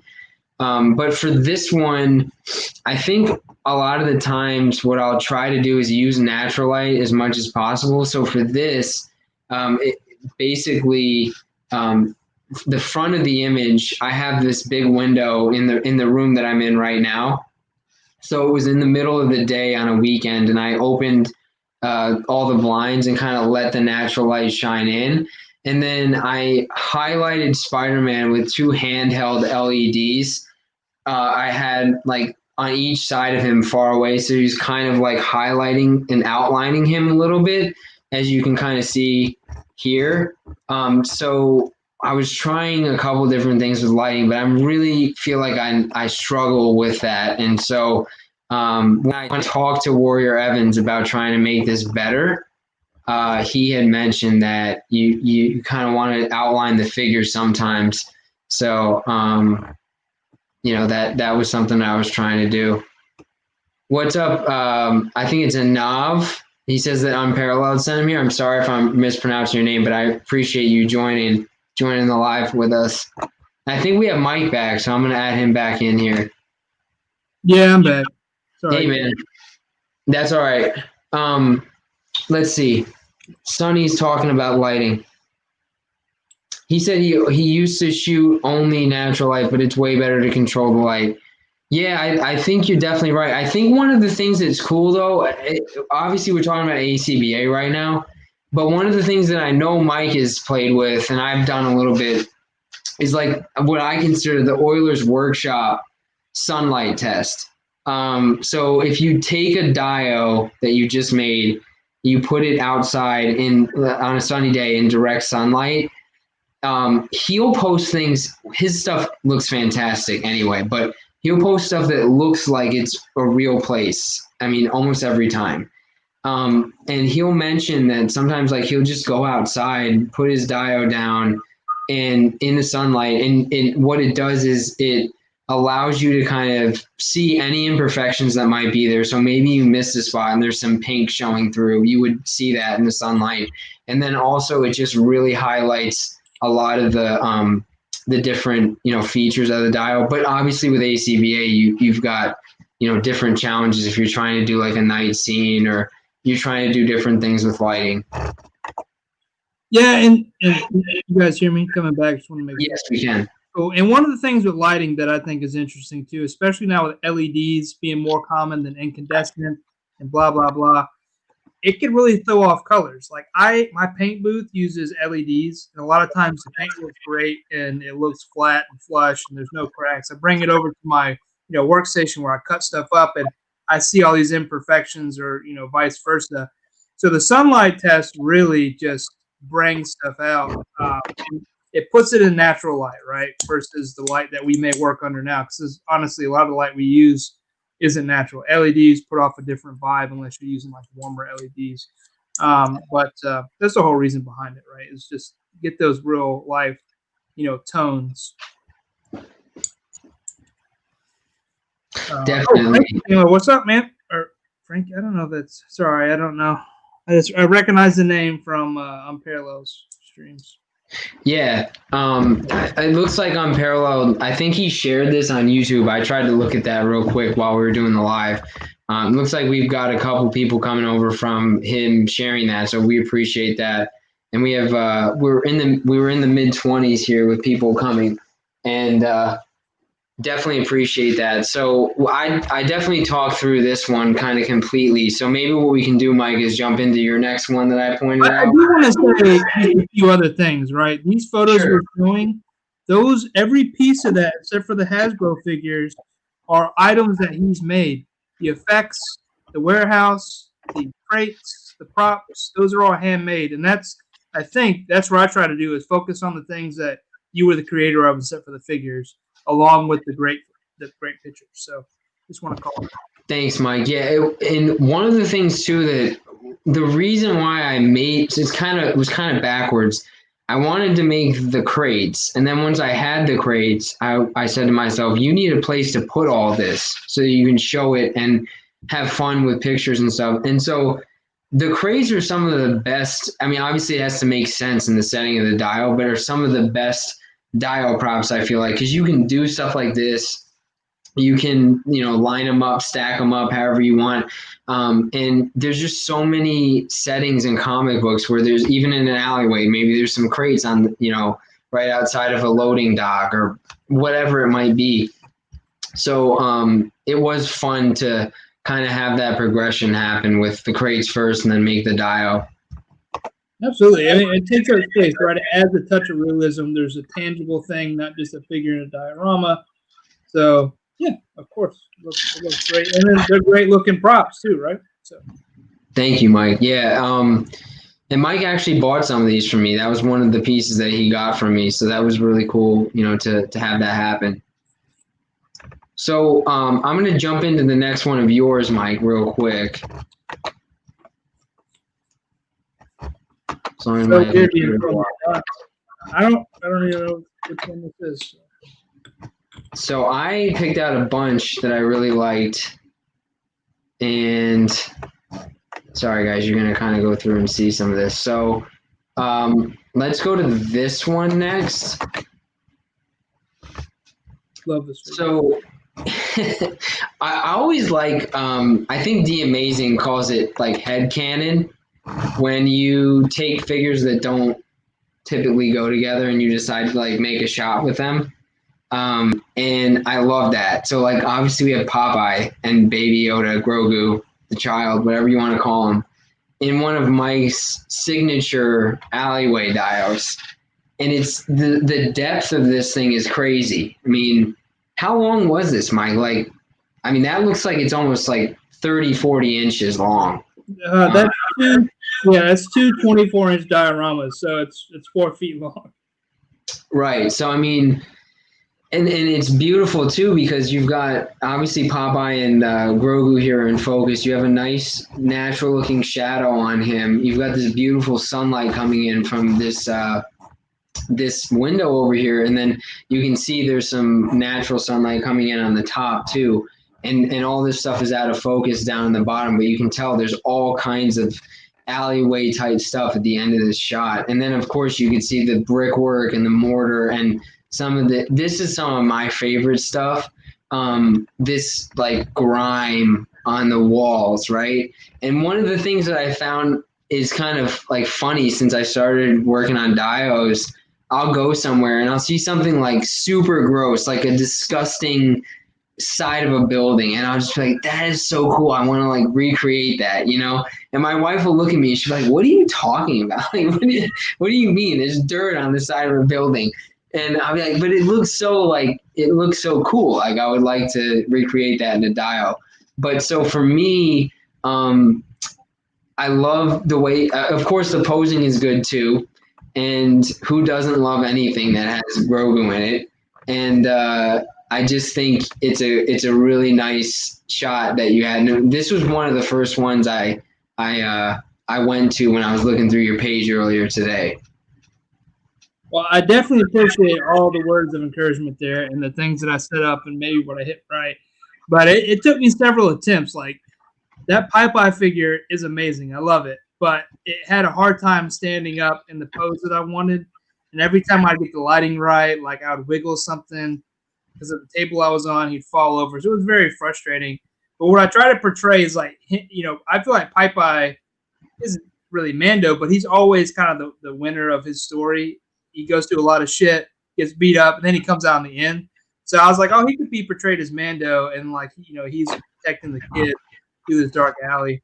And then as far as the alley goes, like I had a commission, and what I like to do with commissions is do a photo session with them and then post them to create a lot of hype, and then get that next to the owner who is meant for, say when they get it, that there's all this, I say publicity, but there's all this already acknowledgement about the work, and just really makes, fulfills what they were getting.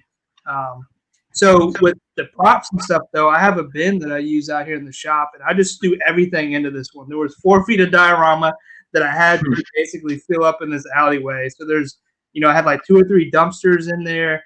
I think there's like a hijack lift in there. There's Lawless Studio pallets back there. There's some of your crates in there.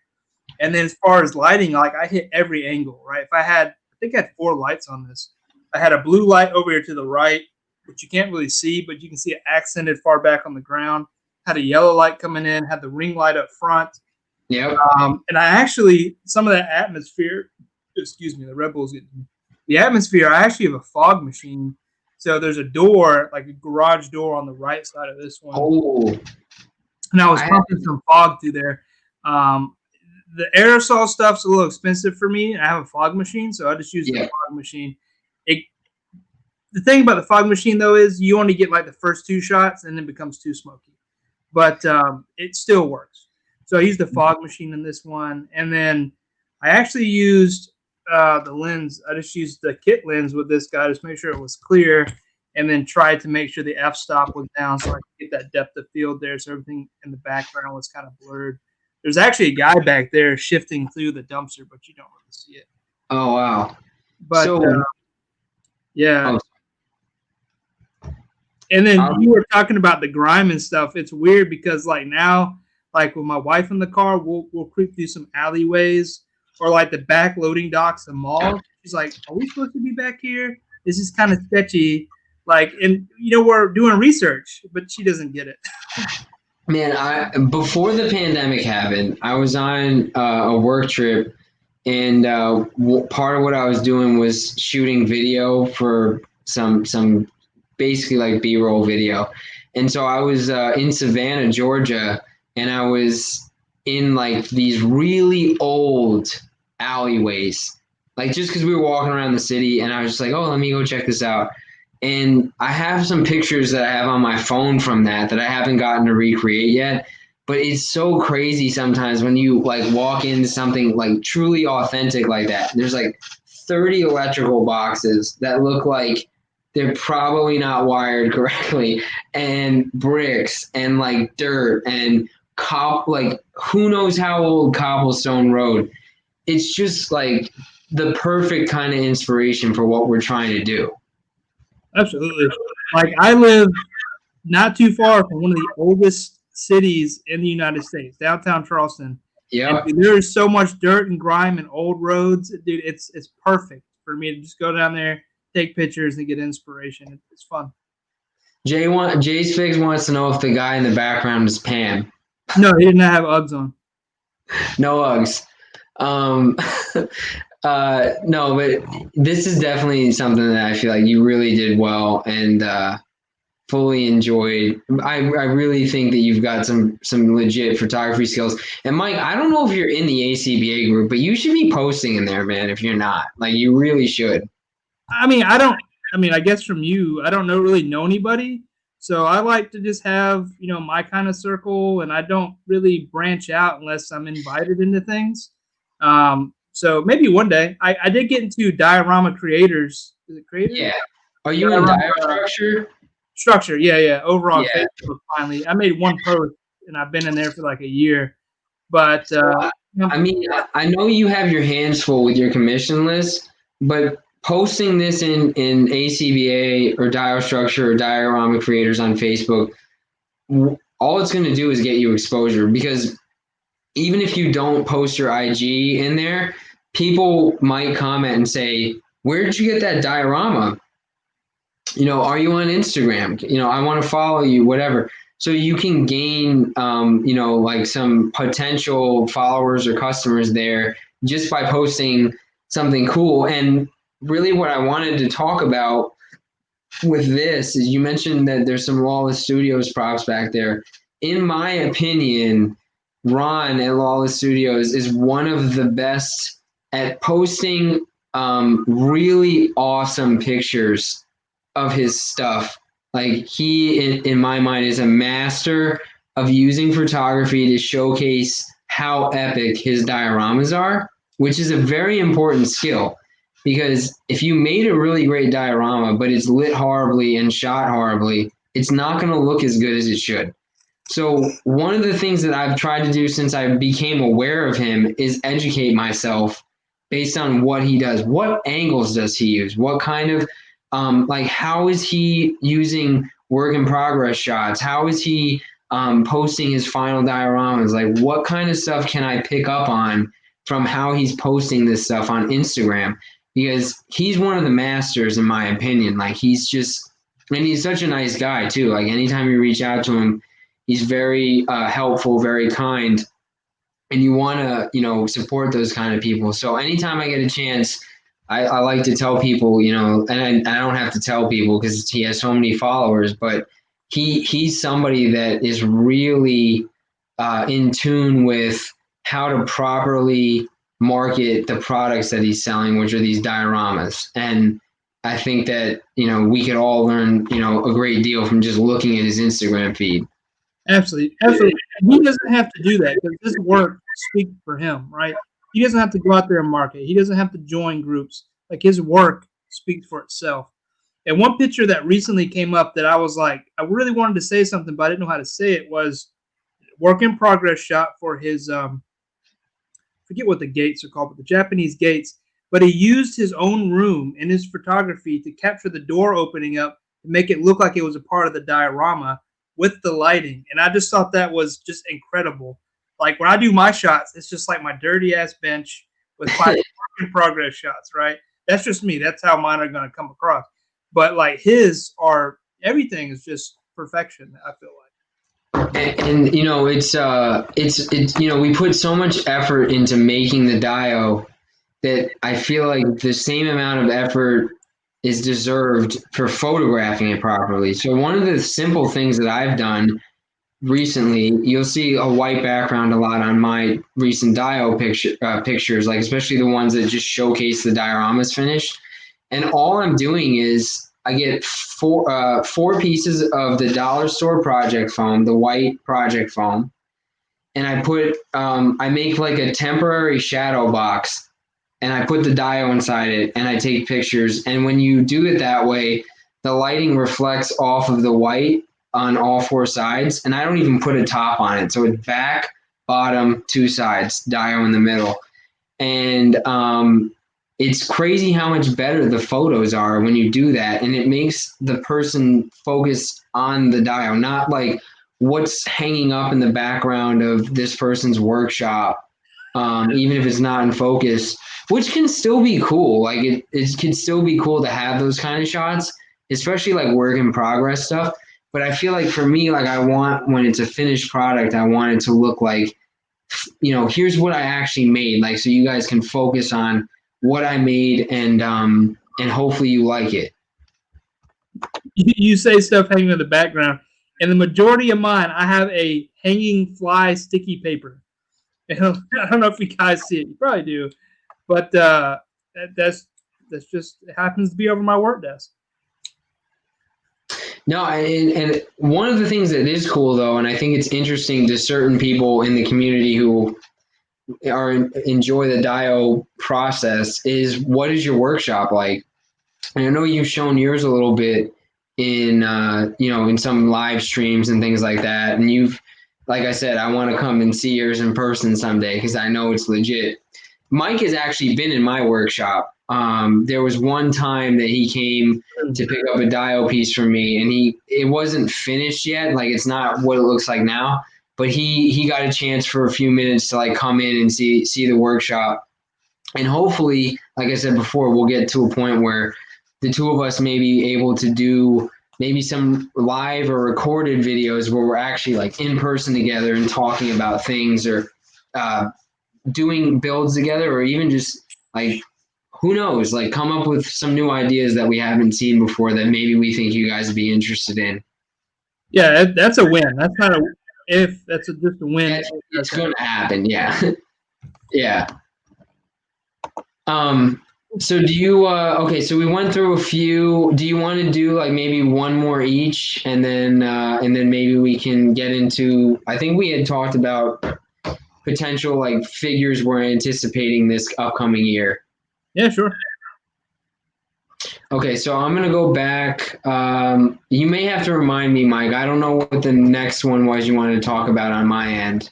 Yeah, so I'll give you a date on it because I have it saved. It says 17 weeks ago. It was the bird's eye view from the rafters. It's your ninja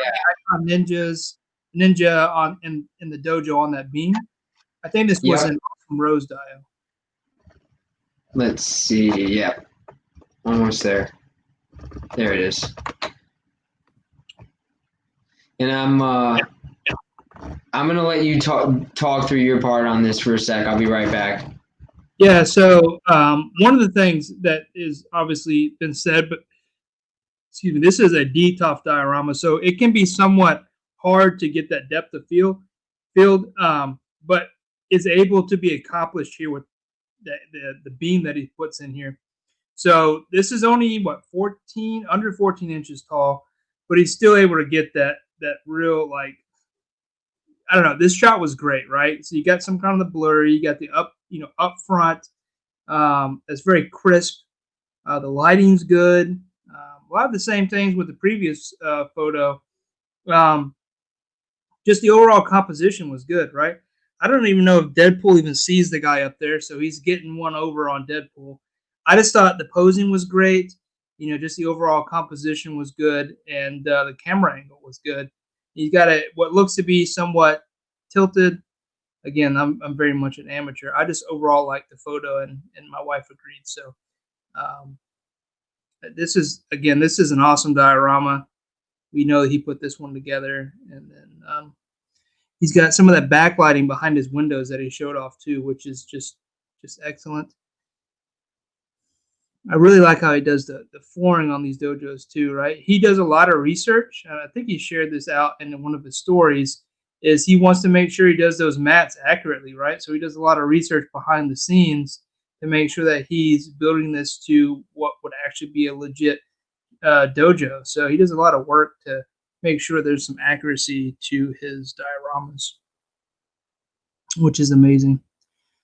And these articulated icon ninjas are so badass. I don't have any of the gray ones. I have some of the brown ones, but some of these poses, and he's able to get this up here like this, just is awesome.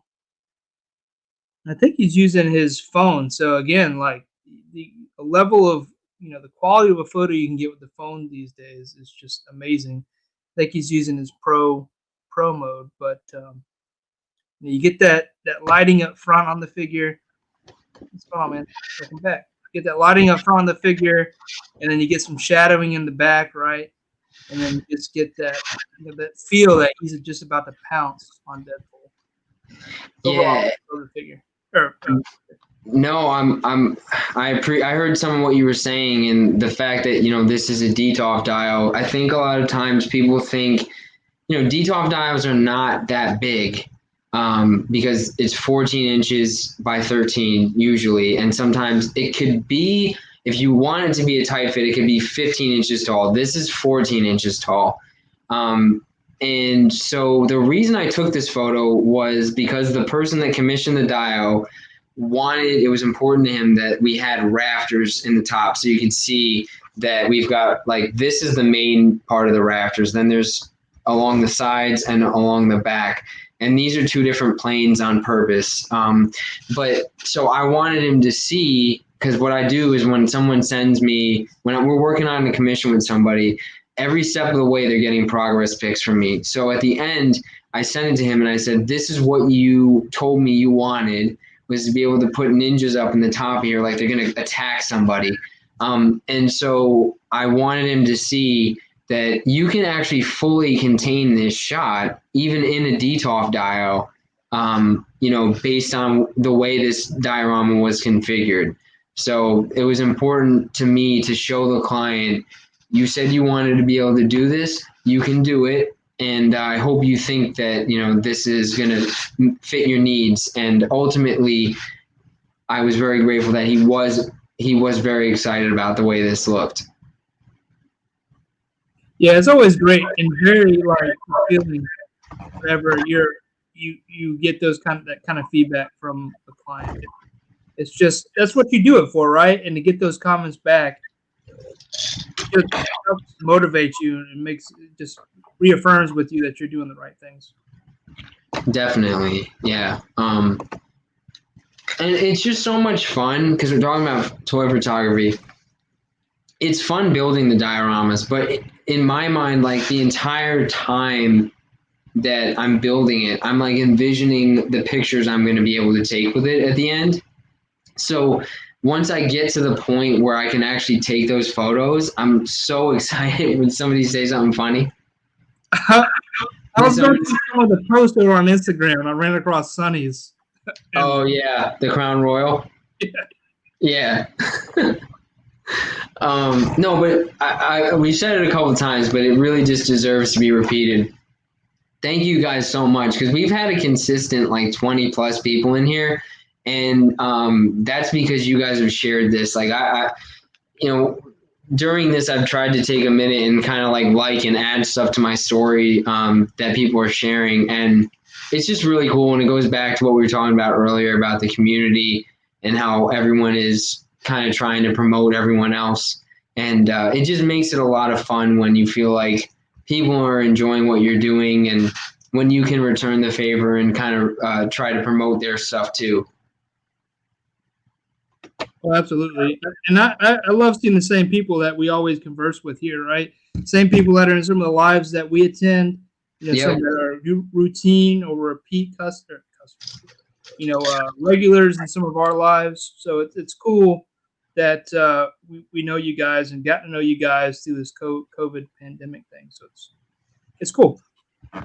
Absolutely. All right, so let's go through one more. I'm going to do one more of yours, Mike, and then maybe we can get into the anticipated figures. And I know we're going to have a bunch of people chiming in the comments, so maybe that part of it can be a little bit more interactive than what we've done on the toy photography piece. Yeah, I do want to give Tom over. He gave me props for faking it till I make it while you were gone.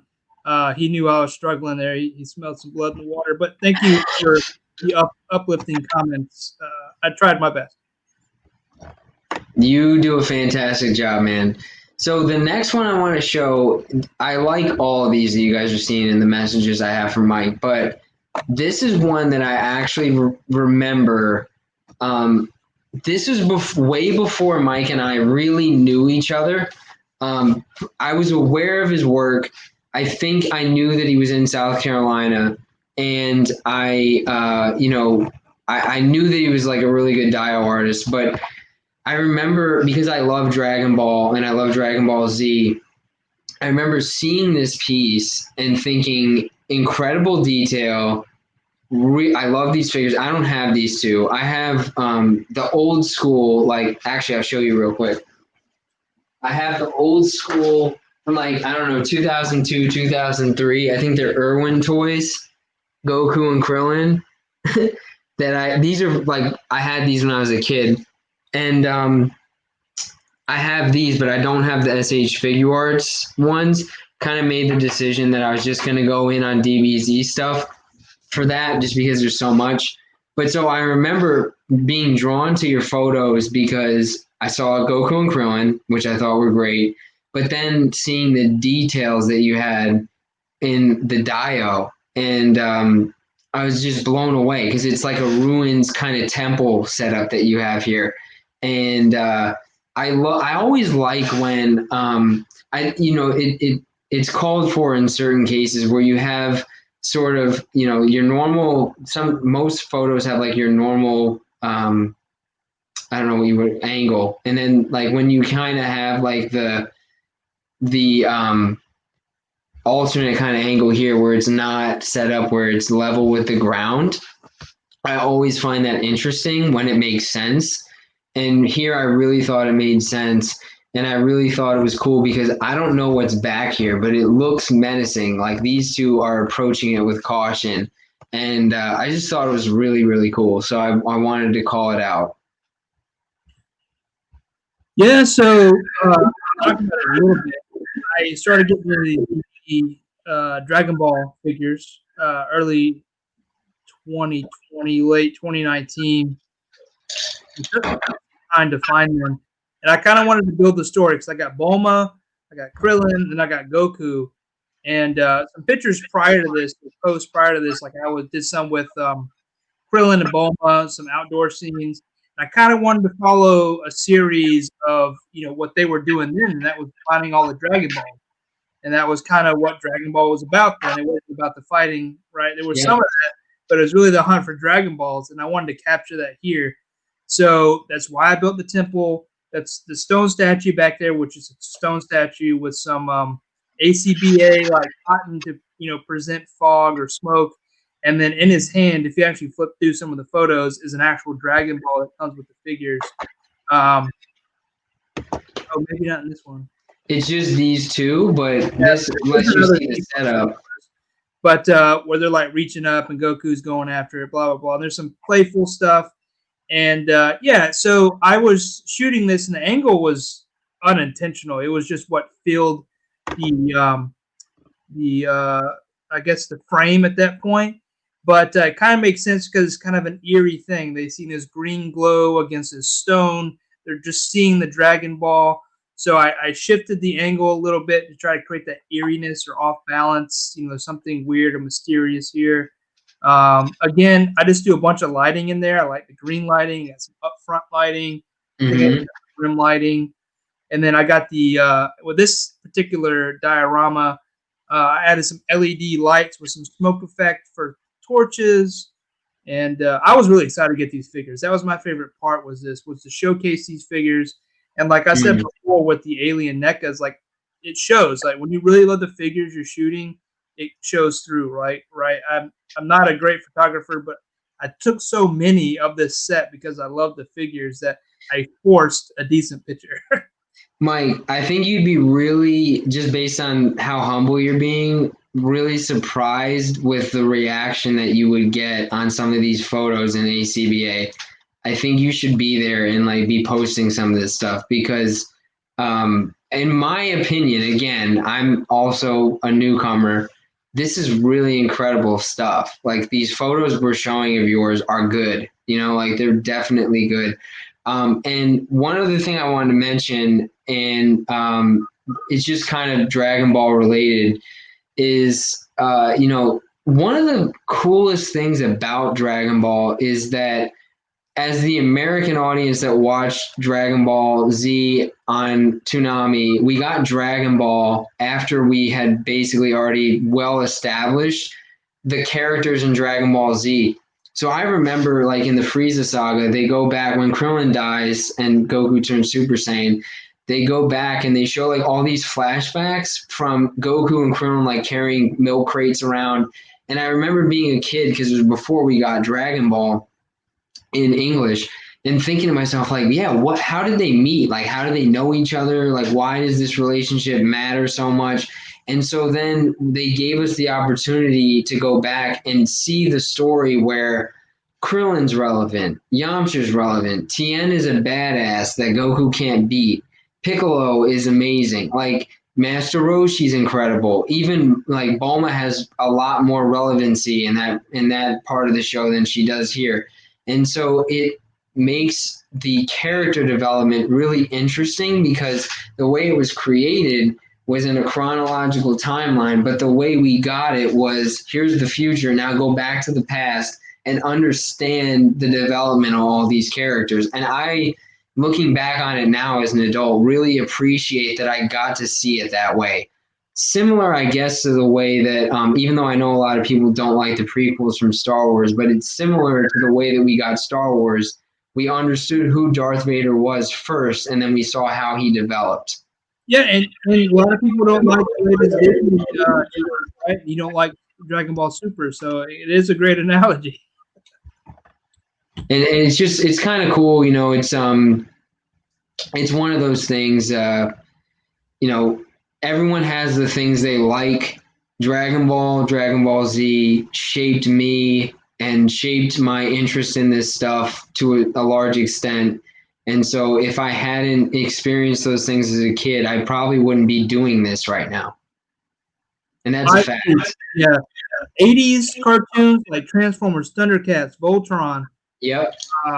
Turtles going into the 90s. Like when I come home, even in high school, I'm sitting there watching freaking Toonami. I'm watching, what was the show before Dragon Ball? It was like, where they're in the internet. I don't remember what that was, but then there was that. I know what you're talking about. I can't think of it. Maybe someone in the chat can. I know what you're talking about. Gundam Wing. Gundam, like, yeah. All the different. My drawing style, the way my brain thought about drawing, right? And that's made my artistic, like that was my roots, my artistic abilities today, right? So yeah, that shaped us. So Jay's Figs is asking if I'm saying Dragon Ball Super is the best. I've only seen up to the point where Goku goes what the heck is it called? The God transformation where he has the red hair. And I think I saw maybe like the first part of Super Saiyan Blue. Reboot. Detour Custom said it. Reboot. That was the show you were talking about, Mike. Oh yeah, I love Reboot. But no, I can't say that I dislike Dragon Ball Super. I haven't seen enough of it. But I understand the reasons that Dragon Ball Super happened for an economic standpoint. And so I'm of the mindset that, and this is just my opinion, that Dragon Ball Z was Akira Toriyama's prime and Dragon Ball Z, and that Dragon Ball Super is an extension of something that happened for reasons that were not necessarily story driven. That's all I'll say about it. I still love it. Super is how I wanted to see them drawn, because what I was very disappointing, even though the story was great, is every other episode of Dragon Ball would be terribly drawn, right? And they deserve better than that. And then Super, we get that. We get great drawings. There is story. The effects are off. You got to watch Super. Like, I don't disagree with you much, but I will disagree with you. I think the art is horrible in Super compared to Dragon Ball Z. What? Everybody is like this slender, really weird body type. Like Vegeta looks like he lost like 60 pounds of muscle from Dragon Ball Z. And so it's like really odd to me that art decisions that they made. Obviously, I understand how it progressed from Dragon Ball. You start to see it like in the Namek saga when Goku turns Super Saiyan. You start to see some different ways they draw the muscle definition, and then in the Android saga, Cell saga, and Majin Buu, it's completely different. And then I feel like we got a sincere regression in the way that they drew things in Super. So I would agree with that. What I really mean is just the level of cleanliness of the actual drawings themselves. Right? They were terrible in some episodes in Z.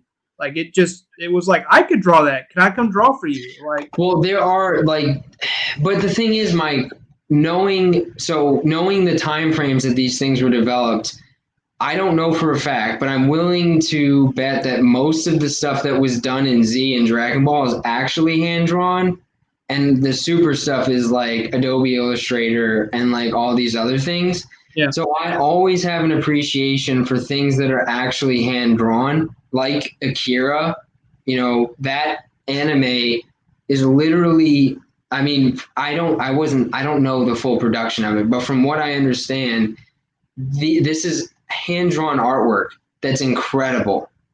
And so if you're going to do something that is less than hand-drawn, it's really got to stand up, in my opinion, to at least the character. I don't understand the changing of even subtle changing of character designs. I don't like that, and that's just my opinion.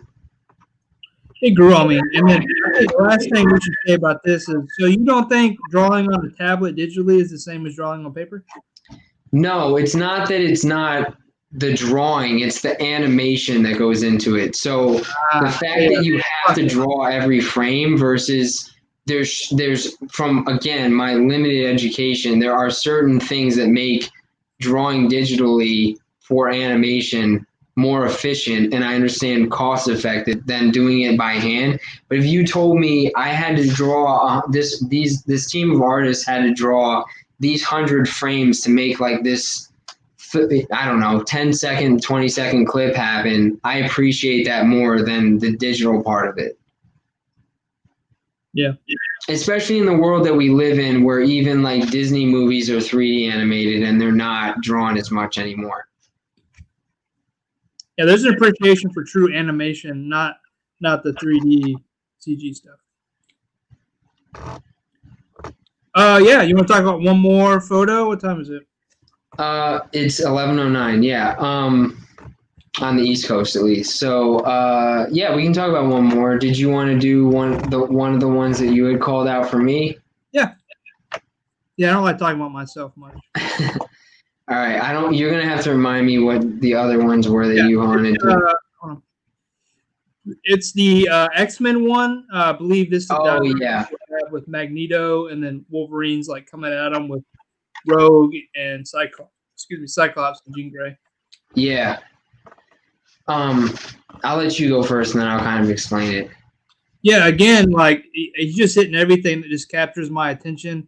You know, I'm not really great at reviewing photos, but as simplistic as my mind is, I see this. I see Magneto kind of blurry in the front. I see Wolverine coming at him. I'm like, oh shit. Then I see the team behind him, right? Yeah. And then you got the diorama that surrounds it, which looks legit, right? I really like how you're coming in a little bit on the photo, so you have some of the wall there, so you feel like you get kind of a peek around a corner, right? And then I think the posing's on point, right? Cyclops is ready to blast that mofo.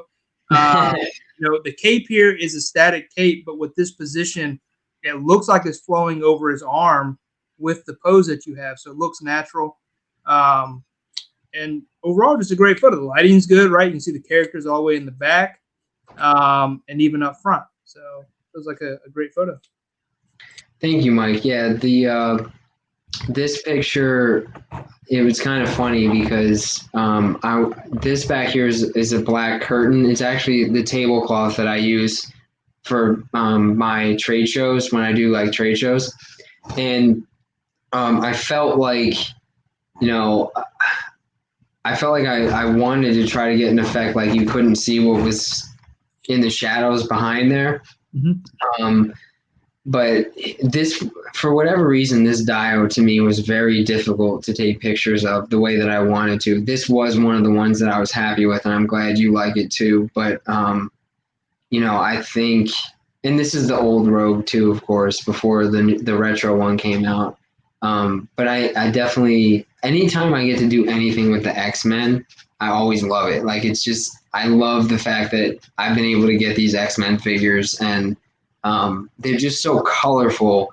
And this dio is all grayscale, so it's like you said before, the point of the picture is to focus on the photos, and the diorama is just like kind of the backdrop. Al Figures talks about that a lot.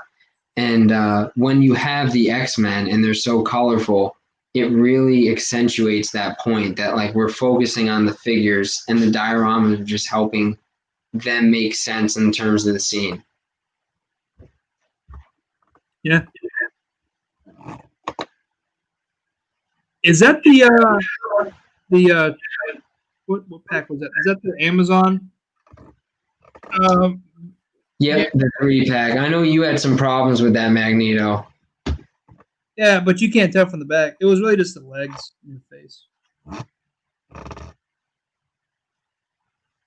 Yeah, I never bought that one actually. The 3-pack AOA, which we're getting into the next thing. Hoping that AOA Mafex really kills it. Are they doing that? I didn't even see that. There's an AOA Magneto, which basically looks like, you know, the Jim Lee style. Oh, okay. Except for the dreads or the long hair, whatever we're gonna call them.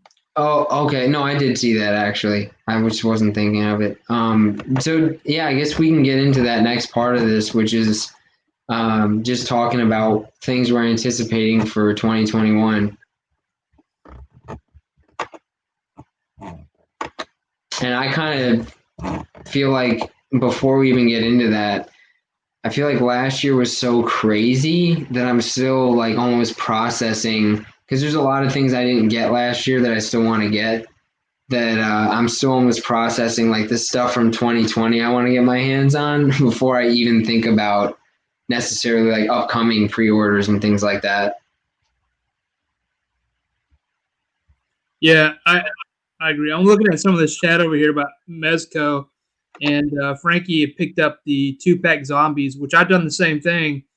They're great, like background bodies. They're Joker bodies, so the articulation sucks, but you can get some heads on them. A lot of people were selling like the Punisher heads and the Ash heads, so I picked up some of those to go on the bodies and then use different hands. So I think that's, yeah, I think I picked them up for like 60, but I think they're a little more expensive than that now. But yeah, that that older Joker body kind of is terrible. I think they've done some things with the elbows on the newer ones, so they say that gets better range. But I wish they'd just retire that Joker body and stuff. Unparalleled talks about that a lot, right? With the Joker body, I feel like I don't have any Mezco, so like I don't know firsthand what that's like. But I've heard a lot about that. Yeah, I mean it's okay for a static figure, but when you're wanting to pose up, like I will say that, like the John Wick figure, I enjoy it because it looks good, but there's no articulation there. There are some weird things with the suit, which I fixed by making it a Neo, but they just got to quit using that. It seems like, I don't know, as much love they put into the Gomez figures, and Jay was saying this, like the Gomez bodies are awesome. Like, why don't they use that buck for a lot of their, more licensed products? That would make sense. Yeah. No, I don't know anything about like what goes into that stuff. Jay's Figs asked that I bring up a particular photo of the Joker, so I'm gonna do that.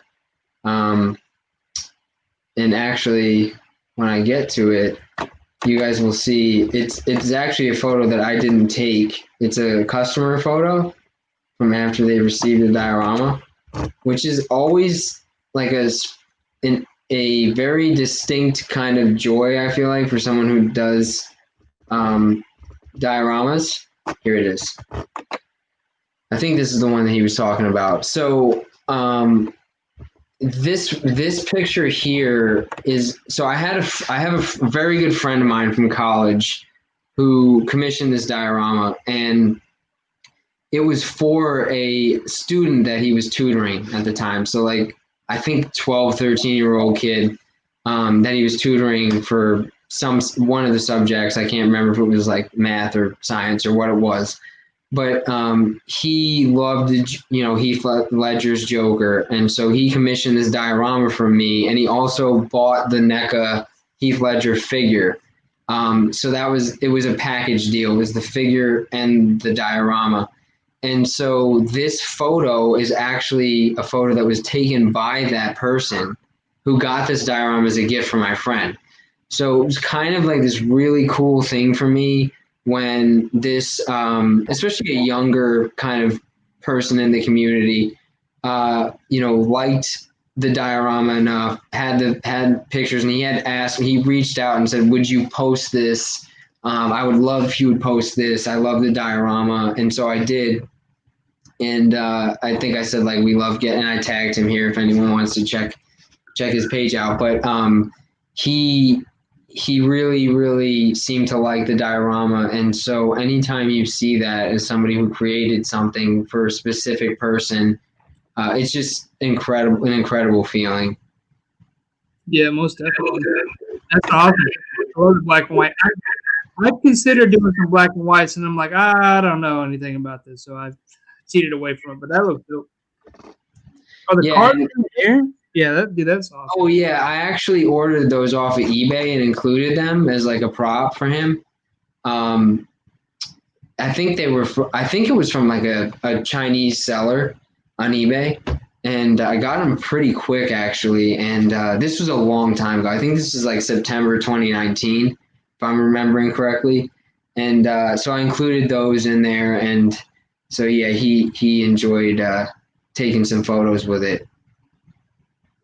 You know what's interesting is, and I just actually reached out to one person in particular. Toy Pix has done a bunch of photos, and he always tags my diorama. So it's really humbling to see when people always, like, if they take a photo, they're going to tag you in it. Yep. You're the creator for the diorama. And he's done some great photos since he's bought that. And I have a lot of white space on my wall. So I reached out to him and was like, "Hey, you do prints?" And he was like, "I don't." And I was like, "Well, I want to put some diorama or pictures up from you using the dioramas, and these are the ones, right? Most recently, was like the Storm, and then like a Gimli X-Men style Hasbro, and then he recently did not Robot. What is his name? Why am I blanking? Who's the main guy in G.I. Joe? What's the dude's name? Duke. Duke, yeah. Oh. Yeah, awesome shot with Duke, and I was like, dude, I want to hang these in my shop, and then I was like, I want more from other people who has my diorama that does photos. So I'm gonna go ahead and lay out a statement here. If I've ever sold you a diorama and you have pictures, I want those pictures. I'm gonna put them up in my shop, and I'm gonna reach out to people individually too. But I think it'd be dope to have a lot of cool shots from the community using like work that I've done for them just as a showcase, and kind of like not really symbolic, but just a reminder that there are people that love my work out there, or love our work, right? If we're gonna just take this, elevate ourselves a little bit here instead of being so individualized. But And Mike, that goes back to a point that I think is really important. And I don't know the exact quote, so I won't I'll paraphrase, but basically I think it's just a quote about art and the fact that even if you only have, if you put out art, there's at least one person that you're not aware of that admires what you're doing. And so if you're sharing it somehow publicly. And so one of the things that I've started doing is, just because I think we all need this positivity, especially if you're creating things and you're hoping that people are enjoying it. I just have an album saved on my phone of nice things that people have said about some of my stuff, just in case I feel like I ever need to go back and get some kind of reassurance, or look back and say oh yeah, people enjoy this, or it can motivate you. But I think we all, as human beings, enjoy positive reinforcement. So if somebody takes the time to tell me that they like their stuff, or they like my stuff, I'm going to screenshot it and just save it in this folder. And then maybe at some point later on, I'll go back and look at it and be like, that was really cool that they said that, or whatever. And just help, motivate myself moving forward, that I should keep making dios, and that I should, keep enjoying what I'm doing, because other people who may be watching that I'm not aware of maybe like it too. Yeah, and I'll get into something real quick, because this is kind of similar lines, right? And it's about motivation and kind of what you were saying. It can be somewhat discouraging, especially with social media. Everybody puts themselves, and I've touched on this a little bit before, in a positive light. And as a creator, sometimes that can get to you. You might not have something to post, but it feels like people are always posting, and you can get discouraged easily. And having that positive motivation just reminds you that, hey, you are in this. It becomes difficult, and especially when you see post after post after post of excellent work from the community, right? It makes you reevaluate, and then those moments in time that you're capturing just help remind you that you're on the right track. And and it can be something as simple as I think I said, if anyone had a chance to watch the live that I did with Al Figures on Instagram maybe a month ago, I talked about the fact that for me, pretty much every diorama, there's a point in the diorama where I'm it's like a crossroads kind of thing where I'm unsure of it, and I'm is this going to turn out the way I want it to? And for me, it's no matter what, if it's a commission especially, I'm not going to give it to the customer until I'm satisfied with it. That's number one. Yep. But there's just this second guessing that can happen on things. And so in those moments, to me, sometimes it's valuable to go back and look and be oh, so-and-so that I really admire said this, and so I should remember that, or, whatever. I just think it's just a small thing that I kind of try to do to keep myself, motivated in any kind of situation where I'm feeling like I'm doubting what I'm doing, or I'm thinking something's not as good as it should be. Yeah, absolutely. And I'm with you on that. And Star Marvel was talking about the rise of social media. You forget, and you can get into it, and you can get sucked in, right? If you're not paying attention, and you get sucked into all the posts versus forgetting it's just social media. And it's easy to do. I mean, that's what it's there designed to do by these, bigger companies. So you just got to remind yourself how to get sucked into it. Yeah, and J Figs makes a good point. It's not just people you admire. It's anybody that wants to give you any sort of positive comment. I appreciate that always, because you could just scroll, you could like something that I do and just scroll past it without saying anything. But to take a minute to inject some positivity into my day by saying you like something, that's worthwhile. And I think that, you know, that's something that's that I try to do for people too. If I see something I like, I try to comment on it, because that person won't know if you don't say it. Absolutely. Yeah. I'm sure people get tired of me doing a little fire and the 100, but that's my way of showing more than the heart, right? Because people can heart all day long. Taking that extra time to do a comment, especially on something that you really enjoy, or you were like mind blown by it, like, yeah, I think that's meaningful. Yeah, and you know, it just goes back to trying to be a part of that community, you know. Yeah, yeah. Like Jay said, just hitting the heart isn't nowadays. It's just not enough, right? In my opinion, because I guess we're desensitized to it a little bit, right? Especially those that are, you know, actively on social media. But it presents problems and, you know, challenges, but it's also got the good qualities. And I guess, you know, you just gotta remind yourself of, you know, the good side of it. Exactly. Yeah. Definitely. So I guess like we kind of teased it earlier and we didn't get into it yet. Just I'm gonna stop sharing my screen because I don't have anything to share regarding this. But just kind of the figures that we're like most anticipating coming up this year. And we had, it's kind of a two-part thing. Figures we're anticipating, then we also said like collection updates. And I know you, I feel like you get so many cool things. Maybe you have a little bit more to share than I do, but I got a ton of cool stuff like for Christmas that I'm pumped about to show you guys that I got. Yeah. Man, for this year, you know, I guess I'll go ahead and start. Hopefully I didn't rush into that. But yeah, there's still a bunch of Mayfec stuff I have on pre-order. Mayfec. So like I'm still waiting on Peter B. Parker. I think he's supposed to ship soon. I'm really ready for that guy. I think he'll go well with my Mayfex. Miles, even though I have, you know, Peter B. Parker and Hasbro form, which is also a killer sculpt. Have the Mayfex AOA Gambit, not AOA Gambit, AOA Magneto, and also I have Gambit. Patiently waiting those. Hopefully those land. I don't know about Hasbro really. MODOK looks cool. I think Thanos. Oh yeah. MODOK looks really cool, man, but I haven't pre-ordered him yet because, you know, I was a little bit surprised with the price, but I feel like I need to get him. Yeah, I have a good contact who I just do dios for, and he gets those shipments from Hasbro and he sends them to me. So most of the Hasbro stuff, like I'm still on top of, but I didn't get the Thanos, the classic. I guess it's classic Thanos. So hopefully I'll be able to pick up that guy, but I think he's already out.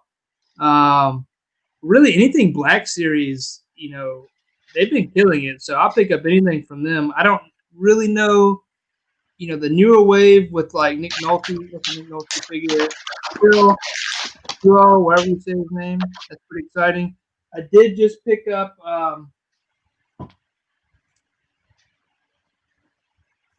Carl Weathers, whatever, I forget who his name is. Oh yeah.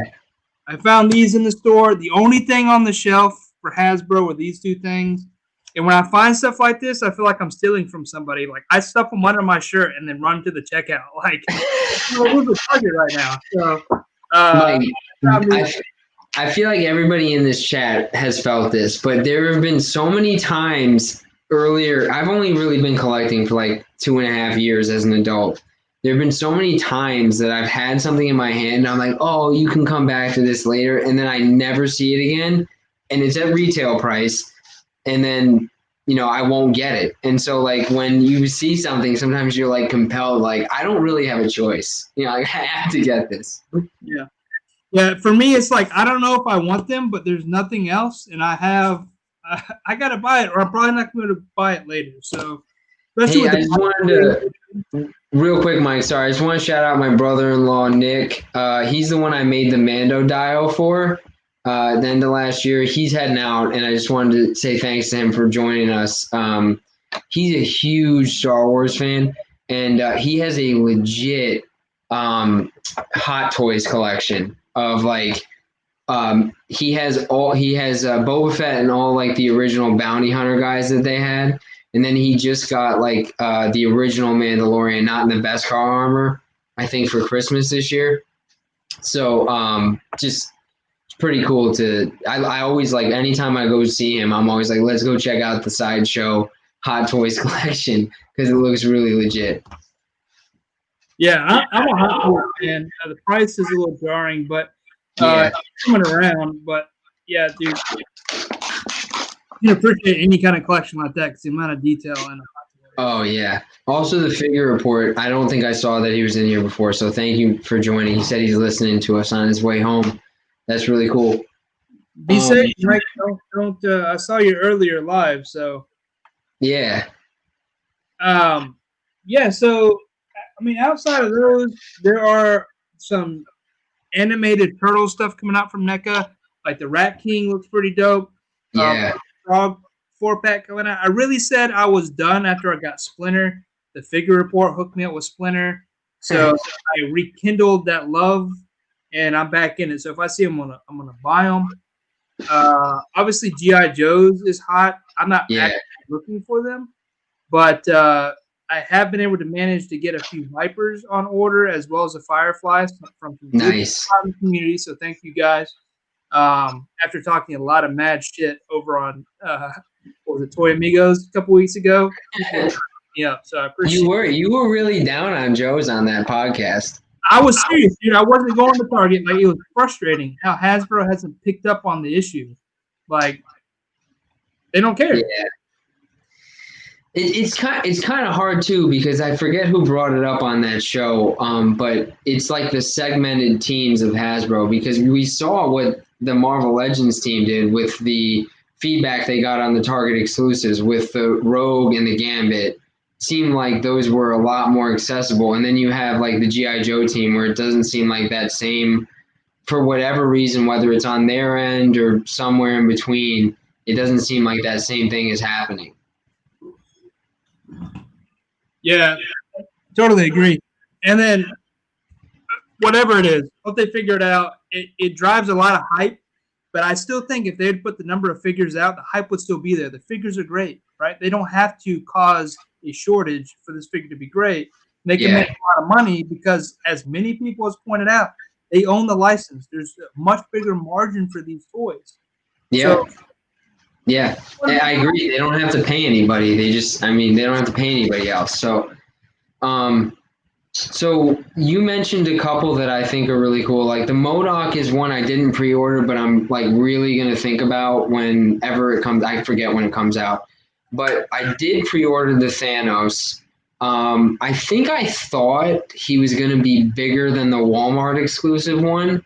And then I saw some reviewers that got him already. He didn't look like that much bigger. So I'm like slightly disappointed on that because I feel like the Walmart exclusive one was a little bit smaller than I wanted him to be. But I overall like the look of him better, more of like a classic look. And so I am excited to kind of get him, even though he doesn't seem like he's really that different in terms of articulation. So there's that. And then I'm going to kind of mention something that's 2021, but go back to something that's 2020. So I mentioned the Hush Batman. So I think I mentioned it, guys. So it's kind of both. So my birthday is coming up this week, and I am kind of waiting to see if somebody got me the blue Hush Batman because that's the one I wanted originally when he came out, mostly because I already have this version that is the black and gray version.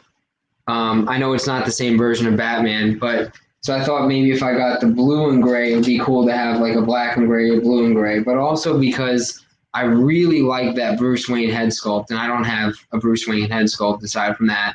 And I also like the more slender kind of, not that he's super slender, but more slender than that figure. kind of look. So the black and gray version looks really cool. And if he came with the Bruce Wayne head, I would just get that version.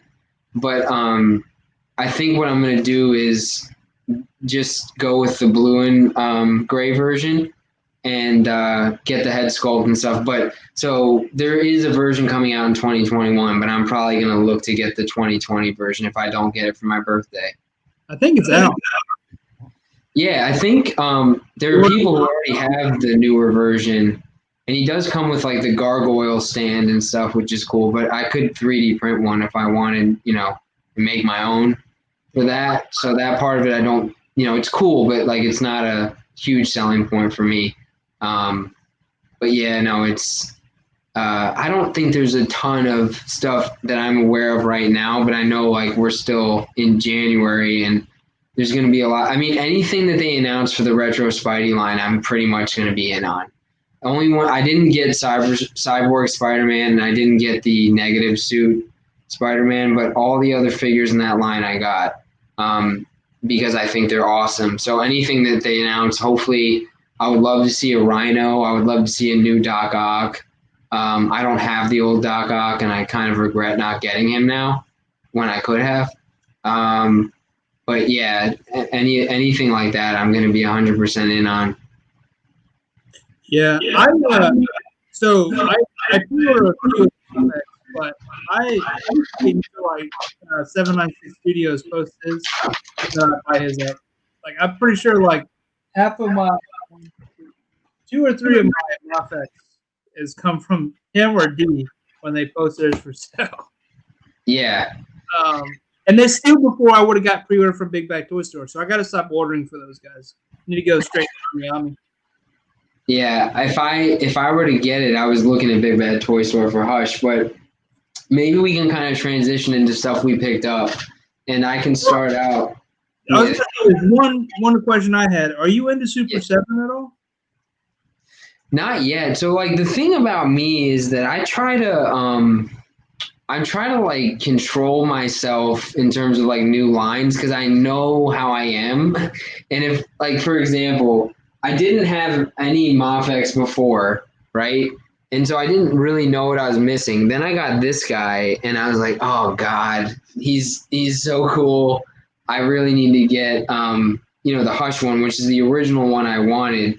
So if I feel like I also loved when I was a kid, Mighty Morphin Power Rangers, but I don't have any of the Lightning collection because I know I'll tell myself, okay, the Red Ranger was your favorite, just get the Red Ranger. Then I'll get him and I'll be like, I need to get all the other original Rangers. Then I need to get the Green Ranger. Then I need to get the White Ranger. Then I need villains. So it's like this thing that I know I'll spiral out of control on when I get into a new line. So I try not to do that. Yeah. Well, I just wanted to say I picked up these, right, because I needed to buy something at Target. These are the Mattel He-Man, and I actually really enjoyed them. So, and I've heard a lot of people talk about Super 7, and they're basically modeled after these. Yeah. So, a couple of things that they got coming out this year. I'm going to get into Super 7 Thundercats. No one else is doing Thundercats. They're doing it. They're also, I think they're going to do the just had the Tumbler. Is it the Tumbler? Silverhawks. Huh? Silverhawks? Vehicle, the 1/12 scale vehicle. Oh. I think it's the Tumbler, right? Not Tumbler. What is it called? They were talking about it last night on the Toy Bro Unparalleled. I can't remember what it's called either. Yeah, that's where I heard it. Okay, I couldn't remember.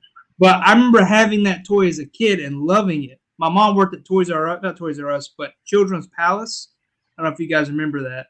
But that was like another Toys R Us. They went under back in the late 90s or early 90s.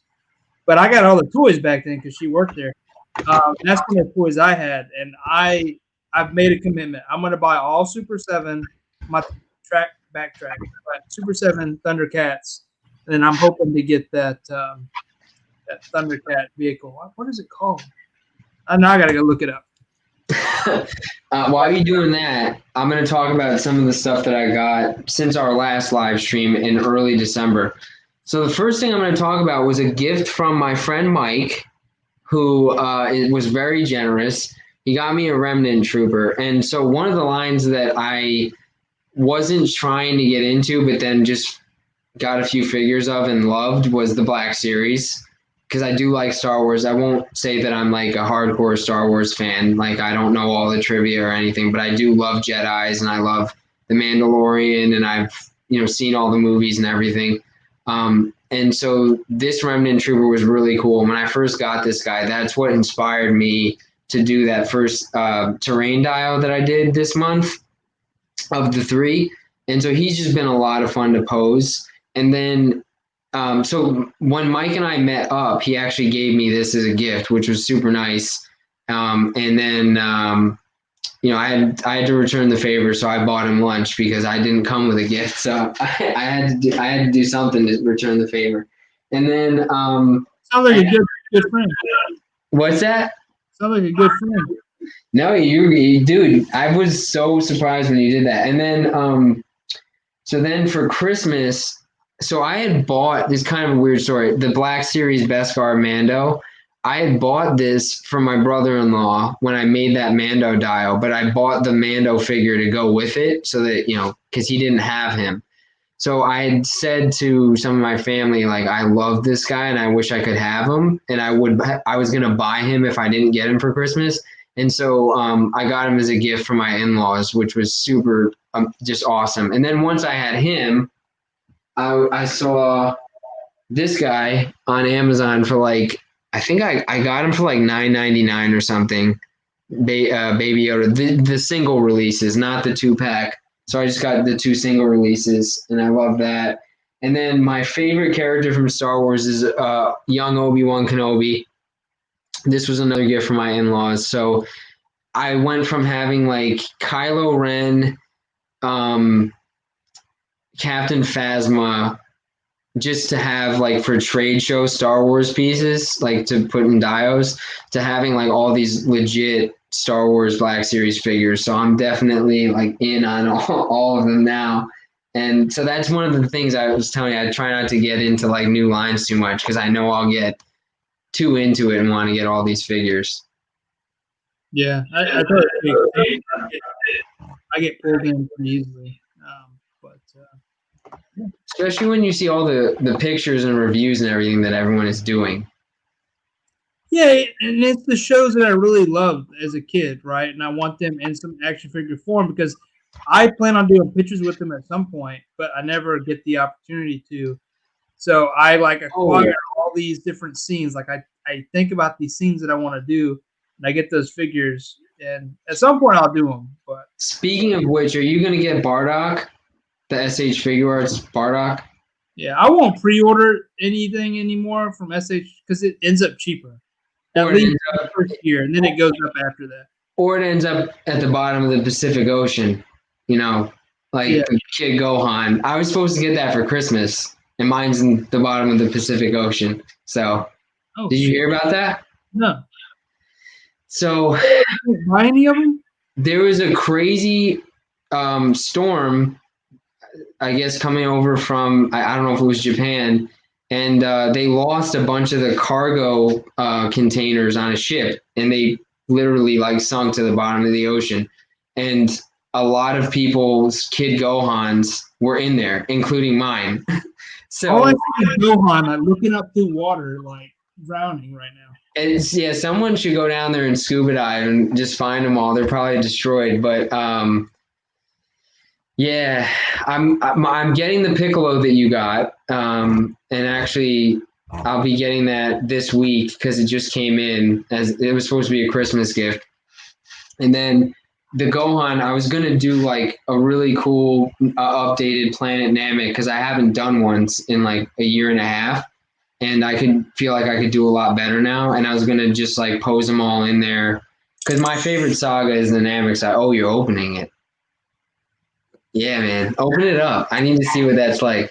But so the Namek saga is my favorite, and so I've kind of decided that I'm gonna select certain figures from that saga and only collect those. Like if they ever come out with Saiyan Armor Krillin or the armor that Vegeta has that has it's just the white. It doesn't have like the Saiyan what the heck would you call it? They're not the pauldrons, but the straps. It's just the white with the darker. It's almost like a black Under Armour kind of thing that they wear under the Saiyan armor. If those figures come out, I'll definitely get them. But I decided to pass on the Ginyu Force just because there's like we had a limited amount of Namek Saga figures, and then they gave us the whole Ginyu Force that you had to pre-order to get most of them, and then First Form Frieza, and all at once. And I was like, I can't do this. Like, I can't buy all these. Yeah, and he's like $120 because he comes with a little flying pod that he comes with. Yeah. And like he's an interchangeable piece, so you can peg him in. He has like permanent legs in there that you can peg in, or then he has like legs that you can, like regular legs that you can walk with.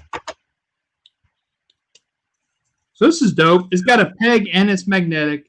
There's actually some articulation to the. I'm gonna get us off good ones. I've already reached out to DB19 Customs or Daredevil 19 Customs. Oh, dude, Daredevil 19 is awesome. He actually has bought several dials from me, and I bought a Doctor Doom cape from him. Fantastic cape. I'm getting one for this Mando from him. He has. I got my Mando. Yeah, I'm getting because this is actually pretty good for I feel like for like a static cape. But I really want it because I just love this figure. He deserves. There's several figures in my collection that need wired capes. Like my Thor, my 80th anniversary Thor. I can't even pose him because the cape weighs him down. I've been meaning to get him, the Magneto, a cape, wired cape. Just certain ones that I really want to have that ability to make more dynamic photos of. Yeah. Jay's Fig says that Daredevil 19's Piccolo cape is amazing.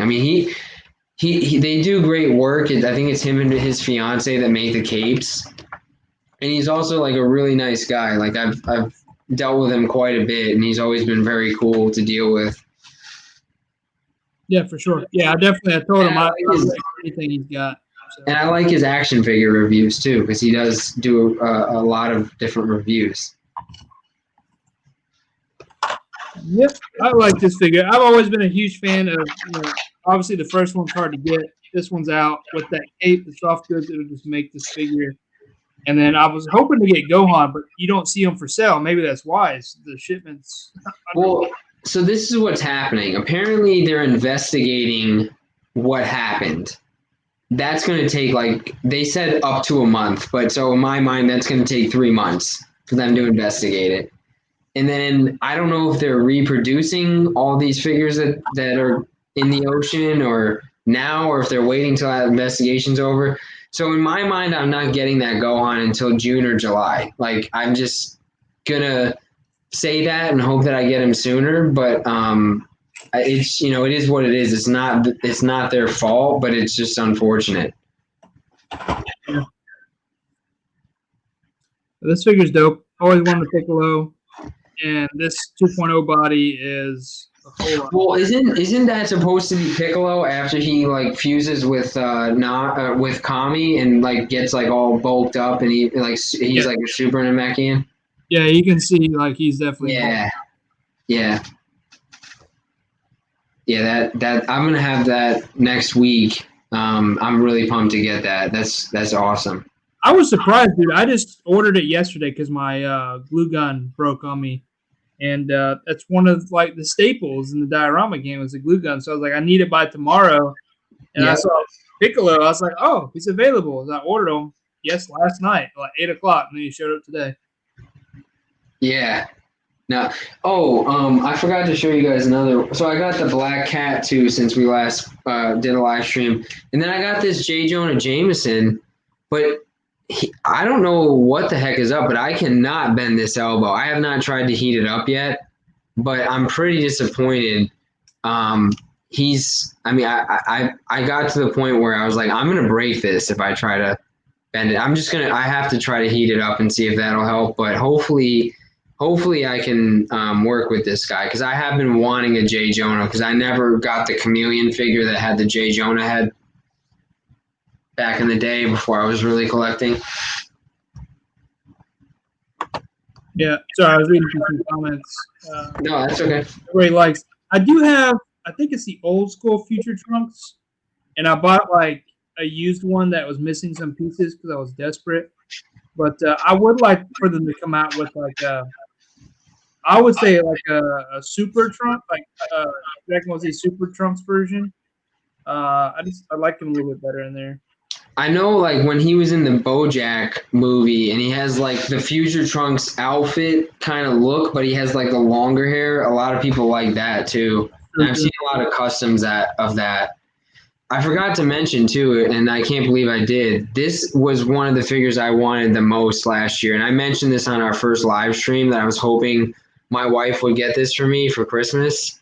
And she did, the Deluxe War Machine. And, man, this guy is insane, just like everybody was saying. He's so cool. Behind Retro Spidey, he's my favorite legend from last year. Like, those are the top two for me. Yeah, and he looks great with the 8th anniversary. Yes. Yeah. Speaking of, I got this book today. Dude, this has got some awesome Jack Kirby art of Iron Man. I just want to show this off real quick. Yeah.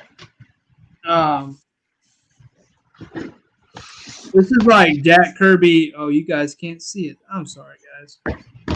This is some original drawing, but oh well, you guys can't see it. I'm sorry. It looks terrible. That's all right. But dude, like the Jack. You can take your word for it. Was awesome. It made me think of classic Iron Man. Yeah.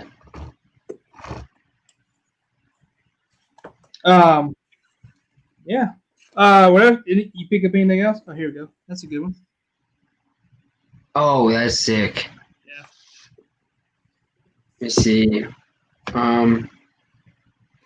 So we actually kind of covered all the stuff that we had mapped out for the agenda. So unless anyone has any comments or questions they want us to go over, probably getting close to closing it out. Yeah, you want to go into like a fire round of questions and like put the questions on the screen and if anybody's got any. Yeah, if we get some questions in, we can definitely do that.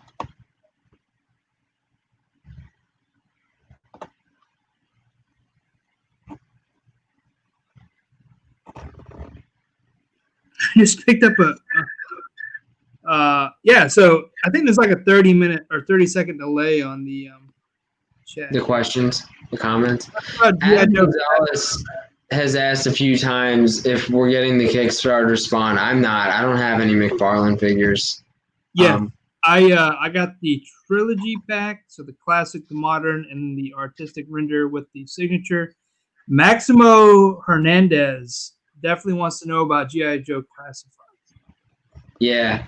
So I'm not qualified to talk about G.I. Joe Classified because I only have Snake Eyes. So like the original Amazon or Hasbro Pulse exclusive one.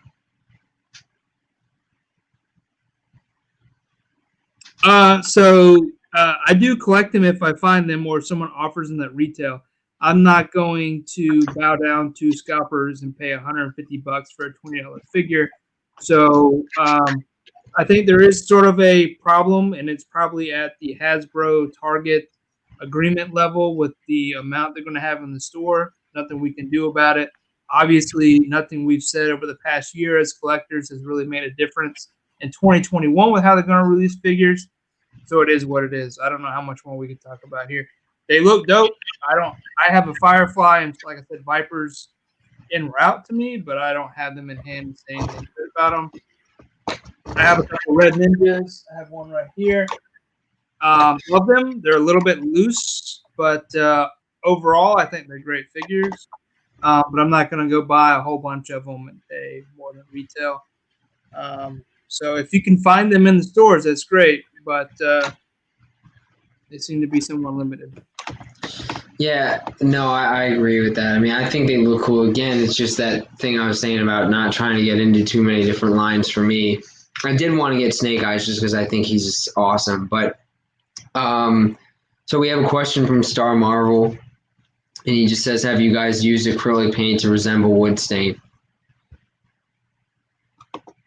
I mean, I've used acrylic paints to do like wood floors. I don't know if that's exactly what you're asking.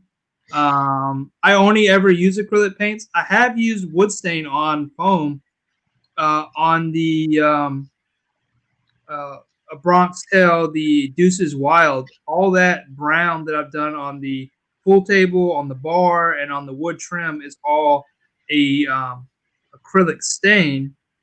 I think it's an acrylic stain, but it's a wood stain that I used on the foam.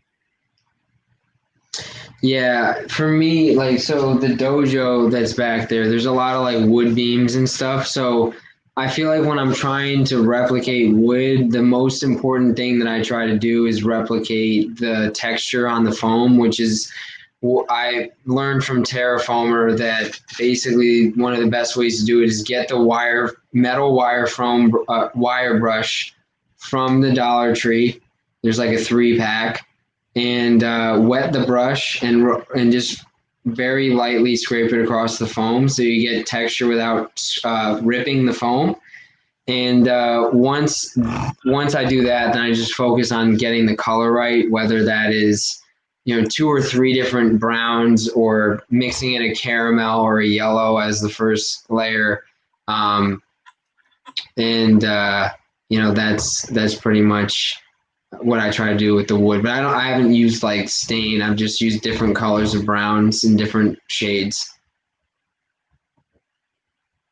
All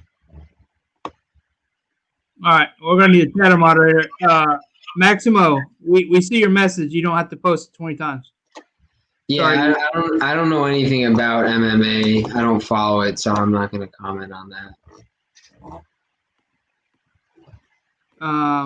But I hope you enjoy it. Yeah. So, oops. One of the questions I did see, again, it's in here. I think it came from someone talking about Super 7. Sorry, there's a lot of Maximo questions here. Star Marvel Odious. I don't know what that is.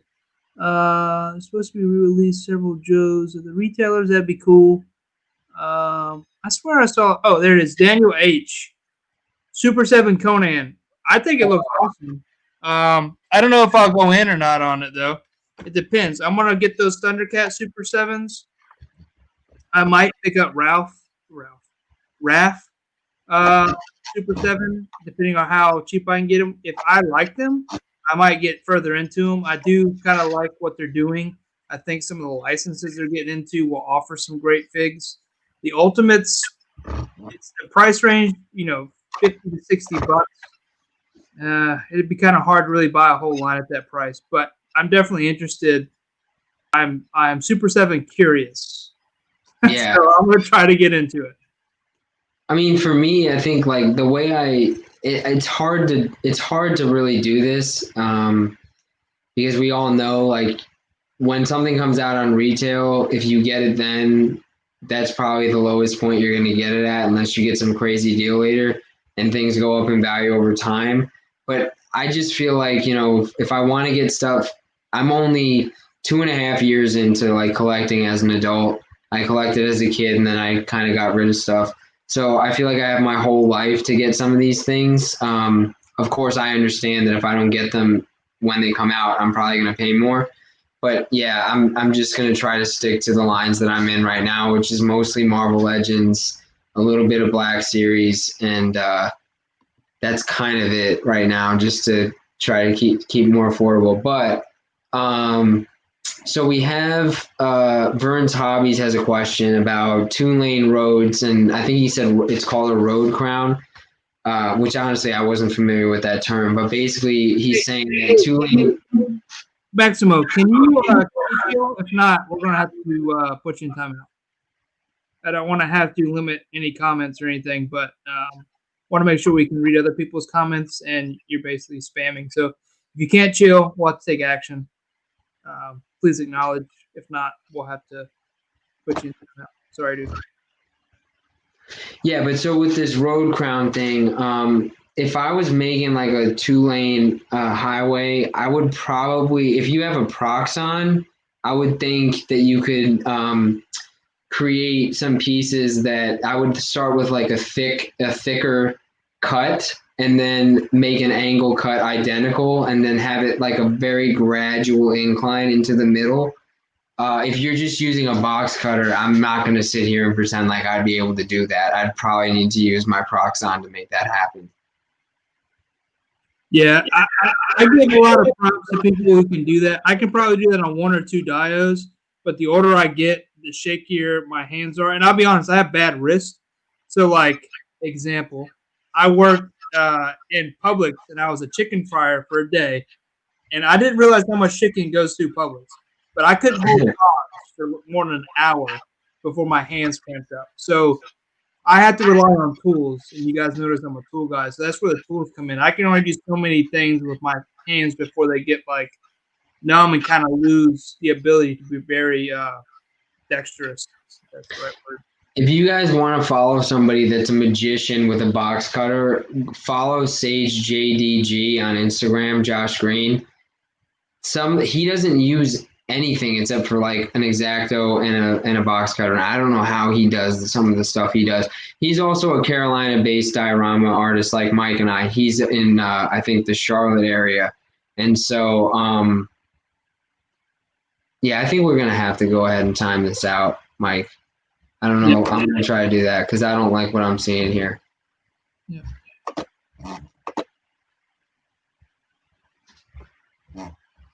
Sorry about that, guys.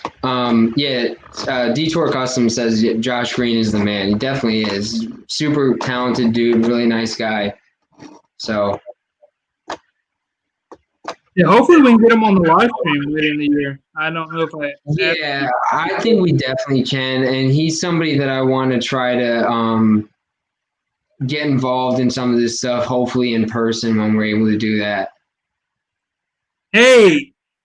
Congratulations. You got 500 subscribers and you got you a toy bandit. Congratulations. You're YouTube famous. I don't even know what you're talking about, to be honest with you. The toy bandit always shows up in everybody's chat and just does a bunch of crazy stuff. You have your own toy bandit with Maxima. There we go. I didn't even know about that. Yeah, sorry to interrupt. No, that's okay. But you know what, guys? I am going to have to get going soon because I am painting my soon-to-be son's room tomorrow. And painting, even though I like painting dios, painting rooms is not my favorite thing. And I need to make sure I'm not super tired in the morning. Yeah, no, that's totally understandable. I think we've been on almost 3 hours. And yeah, I think it's been a good stream. Hope you guys enjoyed. Hopefully we're able to answer the questions. I'm always free through a DM on Instagram. Yep. Same here. And it's been pretty crazy because we kind of got to the point where we held 20 people in here for most of the time, you know, after the first half hour or so. So thank you guys so much for subscribing. If you have subscribed to my channel, please also subscribe to Mike's channel. Mike is going to be doing a lot of really cool stuff. He's going to be having a lot more live streams than I do like this with other people. So if you liked this, you should consider subscribing to his stuff and checking out the videos that he's going to have coming up. And I know that he's been doing a lot of really cool tutorial stuff too. I'm going to be trying to do some more of that this year too. So please make sure you're showing him that love as well and subscribing to his stuff. But thank you guys so much for tuning in with us tonight.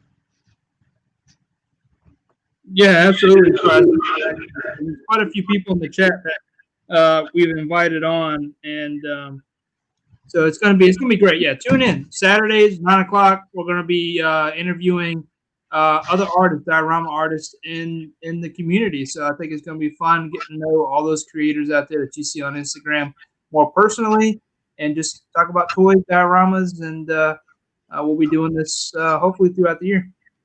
Yeah, and as far as the two of us go, we'll probably be meeting back up sometime in March. We have to figure those details out. Next month is going to be a challenge, but Mike and I are trying to do one of these at least once a month because it seems like people enjoy them and we enjoy doing this. So we enjoy talking to each other and talking to you guys. So thank you guys very much.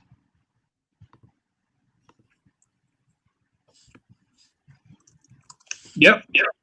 Cool.